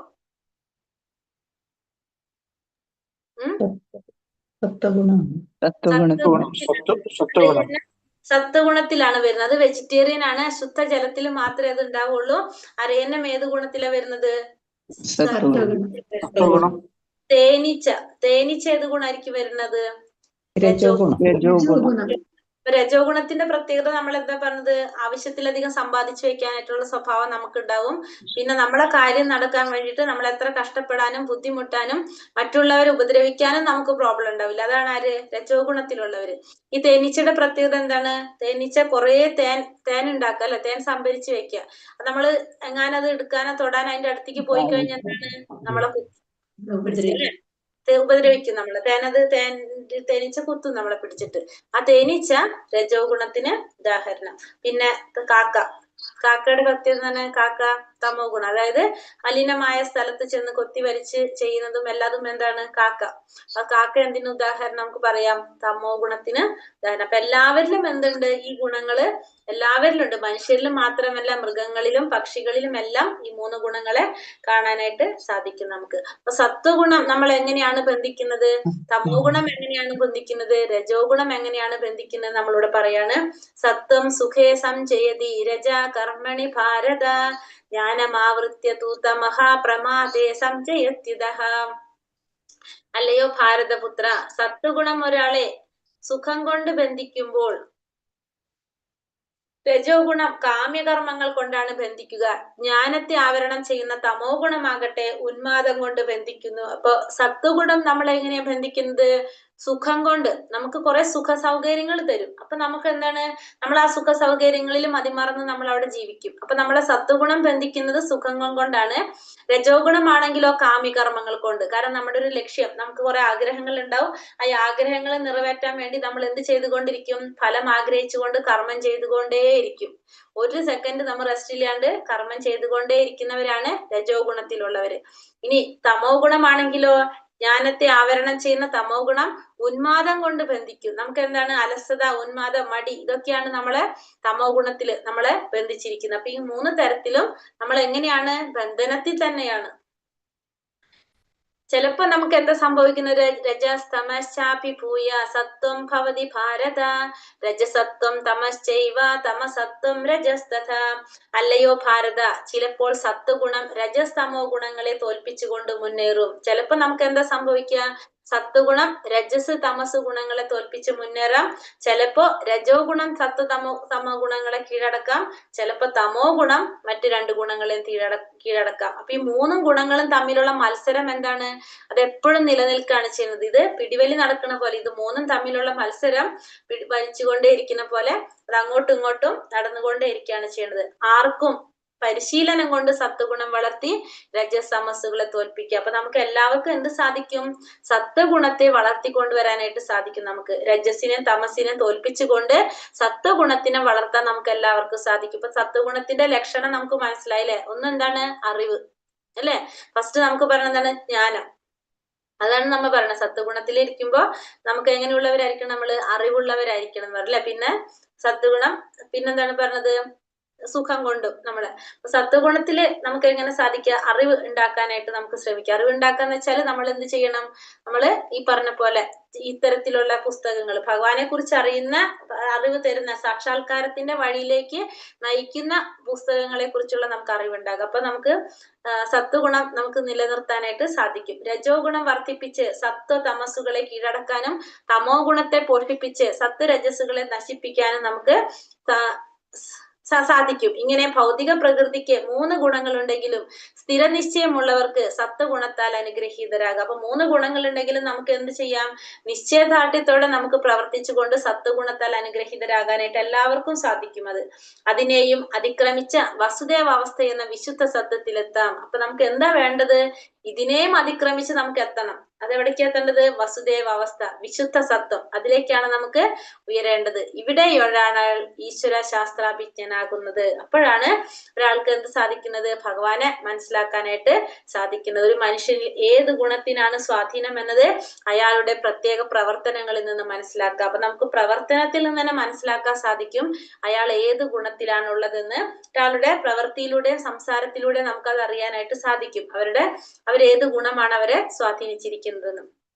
ഇത് 3ഉം തമ്മിലുള്ള പിടിവലി നടന്നുകൊണ്ടിരിക്കുകയായിരിക്കും അല്ലെ. അപ്പൊ നമ്മള് എന്താ ചെയ്യാ? നമുക്ക് എല്ലാതും അങ്ങോട്ടും ഇങ്ങോട്ടും വലിച്ചുകൊണ്ടിരിക്കുക. അപ്പൊ നമ്മൾ എന്താ ചെയ്യേണ്ടത്? സത്വഗുണത്തിൽ അധിഷ്ഠിതമാകാനായിട്ട് നമ്മൾ ശ്രമിക്കണം. സർവദ്വാരേഷു ദേഹേസ്മിൻ പ്രകാശ ഉപചായത്തെ ജ്ഞാനം യഥാ തഥാ വിദ്യാത് വിവൃതം സത്വമിത്യുതഃ. 9 ദ്വാരങ്ങളാണ് ശരീരത്തിനുള്ളത്. 2 കണ്ണ്, 2 ചെവി, 2 നാസാദ്വാരങ്ങൾ, വായ്, ലിംഗം, മലദ്വാരം. 2 കണ്ണ്, 2 ചെവി, 2 നാസാദ്വാരങ്ങള്, വായ്, ലിംഗം, മലദ്വാരം. ഇങ്ങനെ 9 ദ്വാരങ്ങളാണ് എവിടെയുള്ളത്? നമ്മുടെ ശരീരത്തിലുള്ളത്. ഇതെല്ലാം സാത്വികതാ ലക്ഷണങ്ങളാൽ പ്രകാശിതമാകുമ്പോൾ, അപ്പൊ എല്ലാ രീതിയിലും അത് സാത്വിക സ്വഭാവം കാണിക്കുമ്പോ മനുഷ്യർ ഏത് ഗുണത്തിലായിരിക്കും? സത്വഗുണ സമ്പന്നനാണെന്ന് പറയാം. അത്തരക്കാർ കാര്യങ്ങളെ ശരിയായ നിലയിൽ കാണുകയും കേൾക്കുകയും അനുഭവിക്കുകയും ചെയ്യും. അവർ ആന്തരികമായും ബാഹ്യമായും പരിശുദ്ധരാണ്. നവദ്വാരങ്ങളിലും പ്രവൃദ്ധമായ സന്തുഷ്ടിയുടെ ലക്ഷണങ്ങൾ കാണാം. ഇതാണ് സത്വഗുണത്തിന്റെ അവസ്ഥ. അപ്പൊ സത്വഗുണത്തിൽ നിൽക്കുന്ന ഒരു വ്യക്തിയാണെങ്കിൽ ആ വ്യക്തിക്ക് എന്താണ്? കാര്യങ്ങളെ ശരിയായ രീതിയിൽ നോക്കി കാണാനായിട്ട് ആ വ്യക്തിക്ക് സാധിക്കും. സാത്വിക സ്വഭാവത്തിലാണെങ്കിൽ ശരിയായ രീതിയിൽ കാര്യങ്ങളെ നോക്കി കാണാനും മനസ്സിലാക്കാനും അത് അനുഭവിക്കാനും സാധിക്കും ആ വ്യക്തിക്ക്. ആ വ്യക്തി ആന്തരികമായിട്ടും ബാഹ്യമായും പരിശുദ്ധനായിരിക്കും. പിന്നെ അതുപോലെ തന്നെ എന്താണ്, ശാന്ത സ്വഭാവത്തിലായിരിക്കും, നമുക്ക് പറയാം ശാന്ത രീതിയിലുള്ള സ്വഭാവമായിരിക്കും ആ സത്വഗുണത്തിലുള്ള വ്യക്തി കാഴ്ചവെക്കുന്നുണ്ടാവുക. അതായത് പെട്ടെന്ന് എടുത്തു ചാടുന്ന സ്വഭാവക്കാർക്ക് കുറവായിരിക്കും, സത്വഗുണത്തിലുള്ളവർക്ക് കുറവായിരിക്കും. അപ്പൊ സത്വഗുണത്തിലുള്ളവരുടെ പ്രത്യേകതകളാണ് ഇപ്പൊ നമ്മൾ ഈ പറഞ്ഞത്. അപ്പൊ എന്ത് കാര്യവും ശരിയായ രീതിയിൽ നോക്കി കാണാനായിട്ട് ആ വ്യക്തിക്ക് സാധിക്കും. സമാധാനത്തോടെ സംയമനം പാലിച്ചുകൊണ്ട് എന്തൊരു കാര്യത്തെ കുറിച്ചും കേട്ട് കഴിഞ്ഞാൽ അത് ശരിയായ രീതിയിൽ തീരുമാനമെടുക്കാനും അത് നോക്കി കാണാനും കേൾക്കാനും അനുഭവിക്കാനും ഒക്കെ സത്വഗുണത്തിലുള്ളവർക്ക് സാധിക്കും. പിന്നെ അവര് പരിശുദ്ധരായിരിക്കും. പിന്നെ എന്താണ് പറഞ്ഞ, നവദ്വാരങ്ങളിലും പ്രവൃത്തമായ സന്തുഷ്ടിയുടെ ലക്ഷണങ്ങൾ കാണാനായിട്ട് സാധിക്കും. അപ്പൊ അതായത് അവർക്കൊരു സന്തുഷ്ടി എല്ലാ കാര്യത്തിലും അവർക്ക് ഉണ്ടാവും. ഇതൊക്കെയാണ് സമാധാനത്തോടെ കാര്യങ്ങൾ ചെയ്യുന്നവരായിരിക്കും ആര്, സത്വഗുണത്തില് ഉള്ളവര്. ലോഭ പ്രവൃത്തിരാരംഭ കർമ്മണാമശമസ്പൃഹ രജസ്തേതാനി ജായന്തേ വിവൃദ്ധേ ഭരതർഷഭ. ഹേ ഭരതശ്രേഷ്ഠ, രജോ ഗുണം വർദ്ധിക്കുമ്പോൾ അതിയായ ആസക്തി, ഫലോദിഷ്ടമായ പ്രവർത്തനം, കഠിനമായ പ്രവർത്തനം, അടക്കാനാവാത്ത ആഗ്രഹം, മോഹാവേശം എന്നീ ലക്ഷണങ്ങൾ ഉണ്ടാകുന്നു. ഇനി രജോ ഗുണമാണ് വർദ്ധിക്കുന്നതെങ്കിലോ, രജോ ഗുണമാണ് വർദ്ധിക്കുന്നത് അതിയായ ആസക്തി, നമുക്ക് എന്ത് കൂടുതലായിരിക്കും, ആസക്തി കൂടുതലായിരിക്കും, ആഗ്രഹങ്ങൾ കൂടുതലായിരിക്കും, ആഗ്രഹിച്ചുകൊണ്ടേയിരിക്കും നമ്മൾ. പിന്നെ ഫലോദിഷ്ടമായ പ്രവർത്തനങ്ങൾ, ചെയ്യുന്ന പ്രവൃത്തികൾ മുഴുവനും ഫലം ആഗ്രഹിച്ചുകൊണ്ടായിരിക്കും ചെയ്യുന്നത്. പിന്നെ അതിന് കഠിന പ്രയത്നം ചെയ്യാനായിട്ട് യാതൊരു പ്രോബ്ലം ഉണ്ടാവില്ല. അടക്കാനാവാത്ത ആഗ്രഹങ്ങൾ, നമ്മുടെ ആഗ്രഹങ്ങൾ ഒരിക്കലും അടക്കാനാവാത്ത പോലെ ഒന്നിനു പുറകെ ഒന്നൊന്നായിട്ട് ഇങ്ങനെ വന്നുകൊണ്ടേയിരിക്കും. നമുക്ക് എല്ലാത്തിനോടും എങ്ങനെയായിരിക്കും, നമുക്ക് ഭയങ്കര മോഹാവേശം, നമുക്ക് എല്ലാത്തിനോടും ഭയങ്കര ആഗ്രഹങ്ങൾ തന്നെയായിരിക്കും. അങ്ങനെ അതൊക്കെ എന്തിന്റെ ലക്ഷണമാണ്, നമുക്ക് പറയാം രജോ ഗുണത്തിന്റെ ലക്ഷണങ്ങളാണെന്ന് പറയാം. അപ്പൊ നമ്മളിപ്പോ പറഞ്ഞ പോലെ ഒരു വീട്, ചെറിയൊരു വീടാണെങ്കിൽ വലിയൊരു വീട് വെക്കണം. ഇപ്പൊ ചെറിയൊരു വണ്ടി ആണെങ്കിൽ വലിയൊരു വണ്ടി മേടിക്കണം. അതായത് നമുക്ക് എല്ലാതും എക്സ്ട്രീം ആയിട്ട് ഇനിയും വേണം എന്നുള്ളൊരു ചിന്ത നമ്മളിൽ ഉണ്ടാകും. അതിനു വേണ്ടിയിട്ട് എത്ര ബുദ്ധിമുട്ടാനും നമുക്ക് യാതൊരു മടി ഉണ്ടാവില്ല. അപ്പൊ അങ്ങനെയുള്ളവരാണ് ആര്, രജോ ഗുണത്തില് ഉള്ളവര്. അവര് രജോ ഗുണ സ്വഭാവത്തിലുള്ളവർ അങ്ങനെയായിരിക്കും അവരിൽ പ്രകടമാകുന്നതല്ല. ഇനി അപ്രകാശോ പ്രവൃത്തിശ്ച പ്രമാദോ മോഹ ഏവച താമസേ താനി ജായന്തേ വിവൃദ്ധേ കുരുനന്ദന. തമോ ഗുണം വളരുമ്പോൾ തേജസ്സില്ലായ്മ, അകർമ്മണ്യത, പ്രമാദം, വ്യാമോഹം എന്നിവ പ്രകടമാകുന്നു. തമോ ഗുണമാണ് നമ്മളിൽ വളരുന്നതെങ്കിലോ തേജസ് ഇല്ലായ്മ, നമുക്ക് എന്തില്ല, തേജസ് ഉണ്ടാവില്ല. പിന്നെ അകർമ്മണ്യത, കർമ്മം ചെയ്യാനുള്ള താല്പര്യം ഉണ്ടാവില്ല. പ്രമാദം, അലസത, വ്യാമോഹം, അങ്ങനെ നമുക്കൊന്നും മനസ്സിലാക്കാൻ പറ്റാത്ത രീതിയിലുള്ള ഒരു സ്വഭാവം. അതായത് തേജസ് ഇല്ല എന്ന് വെച്ചാൽ നമുക്ക് അവിടെ എന്തില്ല, ഒന്നാമത് തമോ ഗുണത്തിലുള്ളവർക്ക് ജ്ഞാനമില്ല, അജ്ഞാനികളാണ് അവര്. പിന്നെ അവർക്ക് എന്തില്ല, അവർക്ക് ക്ഷമ ഉണ്ടാവില്ല. അതായത് ഒന്നിനെയും എല്ലാത്തിനെയും അവരെങ്ങനെയാ കാണുന്നത്, ഒരു നെഗറ്റീവ് മെന്റാലിറ്റിയോടെ ആയിരിക്കും അവർ കാണുന്നത്. ശരിയായ രീതിയിൽ നോക്കി കാണുന്നവരല്ല, തന്നിഷ്ടത്തിന് ചിന്തിക്കുന്നവരും പ്രവർത്തിക്കുന്നവരും ഒക്കെ ആയിരിക്കും ആര്, ഈ തമോ ഗുണത്തിലുള്ളവര്. അവർക്ക് അത്യാവശ്യം നല്ല ആരോഗ്യം ഉണ്ടാവും, പക്ഷെ അവരെന്ത് ചെയ്യില്ല, കർമ്മങ്ങളിൽ ഏർപ്പെടുന്നുണ്ടാവില്ല. അപ്പൊ അവര് എപ്പോഴും എങ്ങനെയായിരിക്കും, അവര് അധ്വാനിക്കാനുള്ള ശേഷിയൊക്കെ ഉണ്ടെങ്കിൽ അവരൊന്നും ചെയ്യുന്നുണ്ടാവില്ല. പിന്നെ അവര് തേജസ് ഇല്ലാതെ ഇങ്ങനെ കർമ്മങ്ങളൊന്നും ചെയ്യാൻ താല്പര്യമില്ലാതെ ഇങ്ങനെ ഇരിക്കുന്നവരാണ് ആര്, ഈ ചടഞ്ഞുകൂടിയിരിക്കുക എന്നൊക്കെ പറയില്ല നമ്മളൊരുത്തിൽ, അതേപോലെ ഇരിക്കുന്നവരൊക്കെ ആയിരിക്കും ആര്, ഈ തമോ ഗുണത്തില് ഉള്ളവർ. ഒന്നിനോടും ഒരു താല്പര്യം ഉണ്ടാവില്ല, അവർക്ക് ഒന്നും ചെയ്യാനായിട്ടുള്ള ഇഷ്ടമൊന്നും ഉണ്ടാവില്ല. അങ്ങനെയുള്ളവരായിരിക്കും തമോ ഗുണത്തിലുള്ളവര്. സ്വാത്വികർ മരിക്കുമ്പോൾ, ഇനി ഇവരെ മരണശേഷം ഇവർക്ക് എന്താ സംഭവിക്കുന്നത്, സ്വാത്വികർ മരിക്കുമ്പോൾ ഋഷിവര്യന്മാരുടെ നിർമ്മലങ്ങളായ ഉത്കൃഷ്ട ലോകങ്ങളിലെത്തും. അപ്പൊ സ്വാത്വികർ മരണപ്പെടുമ്പോ എവിടേക്ക്, ഉത്കൃഷ്ട ലോകങ്ങളിലേക്കാണ് പോകുന്നത്. അതായത് നമ്മുടെ ഭൂമിക്ക് മുകളിലുള്ള ഉത്കൃഷ്ട ലോകങ്ങളിലേക്കാണ് സ്വാത്വികർ മരിക്കുമ്പോ പോകുന്നത്. രജോ ഗുണത്തോടെയാണ് മരിക്കുന്നതെങ്കിൽ എവിടെ വരും, ഫലം ഉദ്ദേശിച്ച് കർമ്മങ്ങൾ ചെയ്യുന്നവർക്കിടയിൽ ജനിക്കും. രജോ ഗുണത്തോടെയാണ് മരണം സംഭവിക്കുന്നതെങ്കിൽ സ്വാഭാവികമായിട്ടും എവിടെ വരും, ഭൂമിയിൽ വന്നിട്ട് ജന്മമെടുക്കും. തമോ ഗുണത്തോടെയാണ് മരിക്കുന്നതെങ്കിൽ മൃഗങ്ങളായിട്ടായിരിക്കും പിറക്കുന്നത്. തമോ ഗുണത്തിലാണ് മരിക്കുന്നതെങ്കിൽ നമുക്ക് എന്താണ്, നമ്മൾ മൃഗങ്ങളായിട്ടായിരിക്കും നമ്മൾ ജന്മം എടുക്കേണ്ടതായിട്ട് വരുന്നത്. സത്കർമ്മത്തിന്റെ ഫലം വിശുദ്ധമാണ്, അത് സാത്വിക ഗുണത്തിലാണെന്ന് പറയപ്പെടുന്നു. രജോ ഗുണത്തിൽ ചെയ്യുന്നവർ പ്രവൃത്തിയുടെ ഫലം ദുഃഖമാകുന്നു. തമോ ഗുണത്തിലെ പ്രവർത്തനങ്ങളുടെ ഫലം മൗഢ്യവും അജ്ഞാനവുമായിരിക്കും. അപ്പൊ സത്കർമ്മത്തിന്റെ ഫലം എപ്പോഴും എങ്ങനെയായിരിക്കും, സത്വഗുണത്തിന്റെ ഫലം എപ്പോഴും വിശുദ്ധമായതായിരിക്കും. വിശുദ്ധ പ്രവർത്തികൾക്കായിരിക്കും നമ്മൾ എന്ത് ഉപയോഗിക്കുന്നത്? നല്ല കാര്യങ്ങൾക്ക് വേണ്ടിയിട്ടാണ്. നമ്മൾ സത്വഗുണത്തിൽ ഇരിക്കുമ്പോൾ നമ്മൾ ചെയ്യുന്നത് അങ്ങനത്തെ പ്രവർത്തികളായിരിക്കും. രജോ ഗുണാണ് നമ്മളിലുള്ളെങ്കിലോ നമ്മൾ ചെയ്യുന്നത് നമുക്ക് പേര് എടുക്കാൻ വേണ്ടിയിട്ട്, നമ്മൾ മറ്റുള്ളവരുടെ മുന്നിൽ അറിയപ്പെടാൻ വേണ്ടിയിട്ട്, പേരും പ്രശസ്തിയും കിട്ടാനൊക്കെ വേണ്ടിയിട്ടായിരിക്കും നമ്മൾ പ്രവർത്തികൾ ചെയ്യുക. അപ്പൊ സ്വാഭാവികമായിട്ടും നമ്മൾ വിചാരിച്ച ഫലം കണ്ടില്ലെങ്കിൽ നമുക്ക് അവിടെ എന്ത് വരും? ദുഃഖം വരും. തമോ ഗുണത്തിലുള്ളവരാണെങ്കിലോ അജ്ഞാനമാണ്, മൗഢ്യമാണ്. അതായത് അവർ ചെയ്യുന്നത് കൊണ്ട് അവർക്കും ഒരു ഗുണം ഉണ്ടാവില്ല, മറ്റുള്ളവർക്കും ഒരു ഗുണം ഉണ്ടാവില്ല. അത്തരത്തിലുള്ള പ്രവർത്തികളായിരിക്കും ആര് ചെയ്യുന്നത്? തമോ ഗുണത്തിലുള്ളവര് ചെയ്തു പോകുന്നത്. ഊർധ്വം ഗച്ഛന്തി സത്വസ്ഥ മധ്യേ തിഷ്ഠന്തി രാജസഃ ജഗന്യാ ഗുണവൃത്തിസ്ഥാ അഥോ ഗച്ഛന്തി താമസഃ. സാത്വിക സ്വഭാവികൾ ക്രമേണ ഉത്കൃഷ്ട ലോകങ്ങളിലേക്ക് ഉയരുന്നു. രാജസ പ്രകൃതിയുള്ളവർ ഭൂലോകങ്ങളിൽ ജീവിക്കും. നീചമായ തമോ ഗുണത്തിന് അടിമപ്പെട്ടവർ നരകങ്ങളിൽ പോയി നിപതിക്കുകയും ചെയ്യുന്നു. ഇപ്പൊ കഴിഞ്ഞ ശ്ലോകത്തിൽ നമ്മൾ പറഞ്ഞത് അല്ലെ. അപ്പൊ സാത്വികരാണ് മരണപ്പെടുമെങ്കിൽ അവർക്ക് എവിടേക്ക് പോകാൻ സാധിക്കും? ഉത്കൃഷ്ട ലോകങ്ങളിലേക്ക് പോകാനായിട്ട് സാധിക്കും. രാജസിക സ്വഭാവികള് ഭൂമിയിൽ തന്നെ ജന്മമെടുക്കും. തമോ ഗുണത്തിലുള്ളവരാണെങ്കിലോ നരകങ്ങളിൽ പോയിട്ട് നിപതിക്കുകയാണ് ചെയ്യുക. നരകങ്ങളിൽ പോയിട്ടാണ് ജീവിക്കേണ്ടതായിട്ട് വരുന്നത്. ഇപ്പൊ 3 ഗുണത്തിലുള്ളവരും 3 രീതിയിലാണ് പോകുന്നത്. ഇനി അടുത്തത്, അപ്പൊ ഇത് തമോ ഗുണങ്ങളെ 3 ഗുണങ്ങളെ കുറിച്ചാണ് ഭഗവാൻ അർജുനന് പറഞ്ഞു കൊടുത്തുകൊണ്ടിരിക്കുന്നത് അല്ലെ.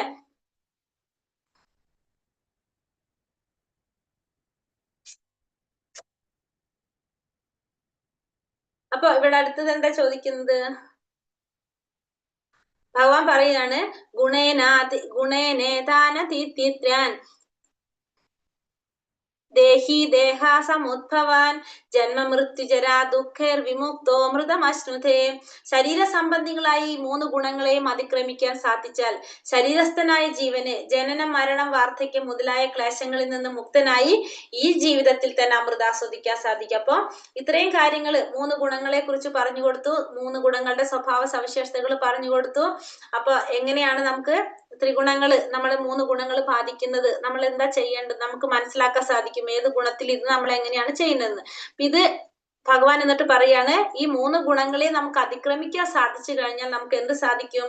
മുക്തനായിട്ട് നമുക്ക് ഈ ജീവിതത്തിൽ തന്നെ അമൃതാസ്വദിക്കാനായിട്ട് സാധിക്കും. ജനന, മരണ, വാർദ്ധക്യത്തിൽ നിന്നും അത്തരത്തിലുള്ള ക്ലേശങ്ങളിൽ നിന്നും മുക്തനായിട്ട് ഈ ജീവിതത്തിൽ തന്നെ നമുക്ക് അമൃതാസ്വദിക്കാനായിട്ട് സാധിക്കുമെന്ന് ഭഗവാൻ പറയാനുണ്ട്. അതായത് കൃഷ്ണാവബോധത്തോടെ നമ്മൾ പ്രവർത്തിക്കുകയാണെങ്കിൽ നമുക്ക് എന്ത് സാധിക്കും? ഈ ഒരു ജീവിതത്തിൽ തന്നെ നമുക്ക് അമൃതാസ്വദിക്കാൻ, മരണമില്ലാത്തൊരവസ്ഥയിലേക്ക് എത്താനായിട്ട് സാധിക്കും. അതായത് നമുക്ക് എന്ത് സാധിക്കും? അതീന്ദ്രിയ അവസ്ഥ, അതായത് ഭഗവാനെ കുറിച്ച് മനസ്സിലാക്കാനായിട്ട് സാധിക്കുമെന്ന് പറയാണ് ഈ ഒരു ശ്ലോകത്തില് ഭഗവാൻ പറയണം. അപ്പൊ അർജുനൻ ചോദിക്കുകയാണ്. അർജുനൻ അപ്പൊ എന്താണ്? കാരണം ഭഗവാൻ ഇപ്പോൾ എന്താ പറഞ്ഞത്? നമുക്ക് ഈ 3 ഗുണങ്ങളെ മറികടക്കാനായിട്ട് സാധിക്കും അല്ലെ. 3 ഗുണങ്ങളെയും അതിക്രമിച്ചു കഴിഞ്ഞാല് നമ്മുടെ ക്ലേശങ്ങളിൽ നിന്ന് നമുക്ക് മുക്തി നേടാൻ സാധിക്കും എന്നാണ് ഭഗവാനോട് പറഞ്ഞു കൊടുക്കുന്നത്. അപ്പൊ അർജുനൻ ഭഗവാനോട് ചോദിക്കുന്നതാണ് അടുത്ത ശ്ലോകം. അതിൽ പറഞ്ഞിട്ടില്ല. അർജുനൻ ചോദിക്കുന്ന ചോദ്യമാണ് പറയുന്നത്. കൈർലിം ഗ്രൈസ്ത്രീൻ ഗുണാനേതാൻ ഗുണാനേതാൻ അതീതോ ഭവതി പ്രഭോ കിമാചാര കഥം ചൈതാ സ്ത്രീൻ ഗുണാനാതി വർത്തതേ. അർജുനൻ ചോദിക്കാണ്, പ്രഭോ, ത്രിഗുണങ്ങളെ അതിക്രമിച്ച വ്യക്തിയുടെ ലക്ഷണങ്ങൾ എന്തെല്ലാം? 3 ചോദ്യങ്ങളാണ് ചോദിക്കുന്നത്. ഒന്ന്, ഈ ഗുണങ്ങളെ അതിക്രമിച്ച വ്യക്തിയുടെ ലക്ഷണങ്ങൾ എന്തെല്ലാമാണ്? എങ്ങനെയായിരിക്കും അദ്ദേഹത്തിന്റെ പെരുമാറ്റം? എങ്ങനെയാണ് ഈ ത്രിഗുണങ്ങളെ മറികടക്കാൻ സാധിച്ചത്? 3 ചോദ്യങ്ങളാണ് ചോദിക്കുന്നത്. ഒന്നാമത്തത്, ഈ ത്രിഗുണങ്ങൾ അതിക്രമിച്ച വ്യക്തിയുടെ ലക്ഷണങ്ങൾ, എങ്ങനെയാണ് അദ്ദേഹത്തിന്റെ പെരുമാറ്റം, എങ്ങനെയായിരിക്കും, എങ്ങനെയാണ് ഈ ത്രിഗുണങ്ങളെ മറികടക്കാൻ സാധിക്കുക? ഈ 3 ചോദ്യങ്ങളാണ് അർജുനൻ ചോദിച്ചത്. ഇപ്പൊ നമുക്കും തോന്നുന്ന ചോദ്യം അത് തന്നെയാണ് അല്ലെ. നമുക്കും ആഗ്രഹം എന്താണ്? ഈ ത്രിഗുണങ്ങളെ മറികടക്കണം എന്നാണ്. ഈ ത്രിഗുണങ്ങളെ മറികടക്കുന്ന വ്യക്തിയുടെ ലക്ഷണങ്ങൾ എന്തെല്ലാണ്? എങ്ങനെയായിരിക്കും ആ വ്യക്തിയുടെ പെരുമാറ്റം? ഇതെങ്ങനെയാണ് മറികടക്കാനായിട്ട് സാധിക്കുക? ഇതാണ് അർജുനൻ ഭഗവാനോട് ചോദിക്കുന്നത്. അപ്പൊ ഭഗവാൻ അതിന് ഉത്തരം പറയുന്നതാണ് 22 മുതൽ 25 വരെയുള്ള ശ്ലോകത്തില്. ആദ്യത്തെ 2 ചോദ്യത്തിന്റെ ഉത്തരം കൊടുക്കുകയാണ്. 26-ാമത്തേല് 3-ാമത്തെ ചോദ്യത്തിന്റെ ഉത്തരം കൊടുക്കുന്നു. ശ്രീ ഭഗവാനുവാച പ്രകാശം ച പ്രവൃത്തിം ച മോഹമേവാച പാണ്ഡവ ന ദ്വേഷ്ടി സംപ്രവൃത്താനി നാനി വർത്താനി കാംക്ഷതി ഉദാസീനവദാസീനോ ഗുണൈര്യോ ന വിചാല്യത്തെ ഗുണവർത്തന്ത ഇത്യേവം യോവതിഷ്ഠതി തേങ്കതേ സമദുഃഖ സുഖാ സ്വസ്തേ സമലോഷ്ടാശ്മ കാഞ്ചനഃ തുല്യപ്രിയാ പ്രിയോ ധീര തുല്യ നിന്ദാത്മ സംസ്തുതിഭി. മാനാപമാനയോസ്തുല്യോ മിത്രാരി പക്ഷയോ സർവാരംഭ പരിത്യാഗി ഗുണാതീതാസ ഉച്യത്തെ. ഭഗവാൻ ഇവിടെ എന്താ പറഞ്ഞു കൊടുക്കുന്നത്? പ്രകാശത്തിന്റെയും ആസക്തിയുടെയും വ്യാമോഹത്തിന്റെയും സാന്നിധ്യത്തിൽ ആർക്ക് വെറുപ്പുണ്ടാകുന്നില്ലയോ, അവയുടെ സാന്നിധ്യത്തിൽ അത് വേണമെന്ന ആഗ്രഹം ഉണ്ടാകുന്നില്ലയോ. ഇവിടെ പറയുന്നത് പ്രകാശം, ആസക്തി, വ്യാമോഹം അതിന്റെ സാന്നിധ്യത്തില് ആർക്കാണോ വെറുപ്പ് ഉണ്ടാകാത്തത്, അപ്പൊ പ്രകാശം, ആസക്തി, വ്യാമോഹം അതിന്റെ സാന്നിധ്യത്തിൽ അതുണ്ടെങ്കിൽ, പ്രകാശം ഉണ്ടെങ്കിലും ആസക്തി അല്ലെങ്കിൽ വ്യാമോഹത്തിന്റെ സാന്നിധ്യത്തിൽ വെറുപ്പുണ്ടാകുന്നില്ല. അതിന്റെ അസാന്നിധ്യത്തില് അതില്ലാതിരിക്കുമ്പോ അത് വേണമെന്ന് ആഗ്രഹം ഉണ്ടാകുന്നില്ല. രണ്ടും ഇല്ല. ഉണ്ടെങ്കിൽ വെറുപ്പുമില്ല, ഇല്ലെങ്കിൽ അത് വേണമെന്ന് ആഗ്രഹം തോന്നുന്നില്ല. പിന്നെന്താ പറഞ്ഞത്? പ്രകൃതി ഉളവാക്കുന്ന പ്രതികരണങ്ങളിൽ ആര് പ്രക്ഷുബ്ധനാകാതിരിക്കുന്നുവോ. അപ്പൊ ഭൗതിക പ്രകൃതിയുടെ പ്രതികരണങ്ങള് നമുക്ക് പലതരത്തിലുള്ള ദോഷങ്ങളൊക്കെ ഉണ്ടാകും. അപ്പൊ അതിൽ നമുക്ക് പ്രക്ഷുബ്ധത തോന്നാതിരിക്കുന്നത്, പ്രകൃതി ഗുണങ്ങളാണ് പ്രവർത്തന നിരതകളായിരിക്കുന്നത് എന്ന് മനസ്സിലാക്കി ഉദാസീനം അവയ്ക്ക് അതീതനുമായിരിക്കുന്നത്. അപ്പൊ നമുക്ക് മനസ്സിലാക്കാൻ സാധിക്കാണ് നമ്മുടെ എല്ലാ പ്രവർത്തനങ്ങളും ചെയ്യുന്നത് ആരാണ്? ഭൗതിക പ്രകൃതിയുടെ ത്രിഗുണങ്ങളാണെന്ന് മനസ്സിലാക്കിയിട്ട് ഉദാസീനനായിരിക്കാം, അവയ്ക്ക് അതീതനായിട്ടിരിക്കാൻ സാധിക്കുന്നത് ആർക്കാണോ? ആത്മനിഷ്ഠനായി സുഖദുഃഖങ്ങളെ തുല്യനിലയിൽ കാണാൻ സാധിക്കുന്നത് ആർക്കാണോ? ആരുടെ ദൃഷ്ടിയിലാണോ മൺകട്ടയും കല്ലും പൊന്നും വ്യത്യസ്തമല്ലാത്തത്, ആർക്കാണോ പ്രിയമായോ അപ്രിയമായോ യാതൊന്നുമില്ലാത്തത്, അങ്ങനെയുള്ള വ്യക്തി എങ്ങനെയാണ്? ഈ ഗുണങ്ങളെ അതിക്രമിച്ച വ്യക്തിയാണെന്ന് പറയാം. ഒന്നാമത്തെ പറഞ്ഞ ഉത്തരാണ് പറഞ്ഞത്. പ്രകാശവും ആസക്തി, വ്യാമോഹം ഇതിന്റെ സാന്നിധ്യത്തിൽ അത് വെറുപ്പുണ്ടാക്കുന്നില്ല, അതില്ലെങ്കിൽ അത് വേണമെന്ന് തോന്നുന്നില്ല. പിന്നെ പ്രകൃതിയുടെ ഗുണങ്ങളാണ് എല്ലാ തരത്തിലും ഉളവാക്കുന്ന പ്രവർത്തനങ്ങളിൽ നിന്ന് നമുക്ക് പ്രക്ഷുബ്ധനാവാതിരിക്കുക. അതായത് നമുക്ക് എത്തരത്തിലുള്ള ദോഷങ്ങൾ ഉണ്ടായാലും ബുദ്ധിമുട്ടുകൾ ഉണ്ടായാലും നമ്മളത് ബാധിക്കാത്ത രീതിയിൽ നമ്മൾ നിൽക്കുന്നത്. പിന്നെ പ്രകൃതി ഗുണങ്ങളാണ് എല്ലാത്തിനും കാരണമെന്ന് മനസ്സിലാക്കി നമ്മൾ അവയ്ക്ക് അതീതനായിട്ടും ഉദാസീനനായിട്ടും നിൽക്കുക. പിന്നെ ആത്മനിഷ്ഠനായിട്ട് സുഖദുഃഖങ്ങളെ തുല്യനിലയിൽ കാണാൻ ശ്രമിക്കുന്നത്. ആരുടെ ദൃഷ്ടിയിലാണോ മൺകട്ടയും കല്ലും പൊന്നും വ്യത്യസ്തമല്ലാത്തത്, ആർക്ക് പ്രിയമായിട്ടോ അപ്രിയമായിട്ടോ യാതൊന്നുമില്ലാത്തത്, ഇങ്ങനെയുള്ള വ്യക്തി എന്താണ്? ത്രിഗുണങ്ങളെ അതിക്രമിച്ച വ്യക്തിയാണ്. അതൊക്കെയാണ് ആ വ്യക്തിയുടെ ലക്ഷണങ്ങൾ. ആ വ്യക്തിയുടെ പെരുമാറ്റം എങ്ങനെയാണ്? ആ വ്യക്തി ധീരനായിരിക്കും, നിന്ദകളിലും സ്തുതികളിലും മാനത്തിലും അപമാനത്തിലും സമചിത്തനായിരിക്കും, ശത്രു മിത്ര ഭേദമില്ലാത്തവനായിരിക്കും, നിരുദ്യമനുമായിരിക്കും. അതായത് ധീരനായിരിക്കും ആ വ്യക്തി.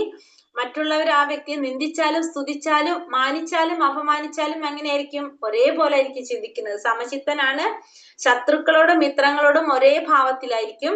പിന്നെ നിരുദ്യമനുമായിട്ടുള്ള എന്തില്ല? പ്രത്യേകം ഉദ്യമങ്ങളില്ല. നിരുദ്യമം എന്ന് വെച്ചിട്ടുണ്ടെങ്കിൽ ആ വ്യക്തിക്ക് എന്ത് മാത്രമേ ഉള്ളൂ? ഭഗവാന് വേണ്ടിയിട്ട് കർമ്മം ചെയ്യാന്നല്ലാതെ വേറെ പ്രത്യേകം തൻ്റെതായിട്ടുള്ള വേറൊരു ഉദ്യമങ്ങളില്ല. അങ്ങനെയുള്ള വ്യക്തിയെ നമുക്ക് എന്ത് പറയാം? ഗുണാതീതൻ എന്ന് പറയാം. ഗുണങ്ങൾക്ക് അതീതനായ വ്യക്തി എന്ന് പറയാനായിട്ട് സാധിക്കും. അപ്പൊ അങ്ങനെ ആ വ്യക്തിയുടെ പെരുമാറ്റം എങ്ങനെയാണെന്ന് രണ്ടാമത്തെ ചോദ്യമാണ് പറഞ്ഞത്. ധീരനായിരിക്കും, നിന്ദകളിലും സ്തുതികളിലും മാനത്തിലും അപമാനത്തിലും സമചിത്തനും ശത്രുമിത്ര ഭേദമില്ലാത്തവനും നിരുദ്യമനുമായിട്ടുള്ള വ്യക്തിയെ ഗുണങ്ങൾക്ക് അതീതനാണെന്ന് പറയാനായിട്ട് സാധിക്കും.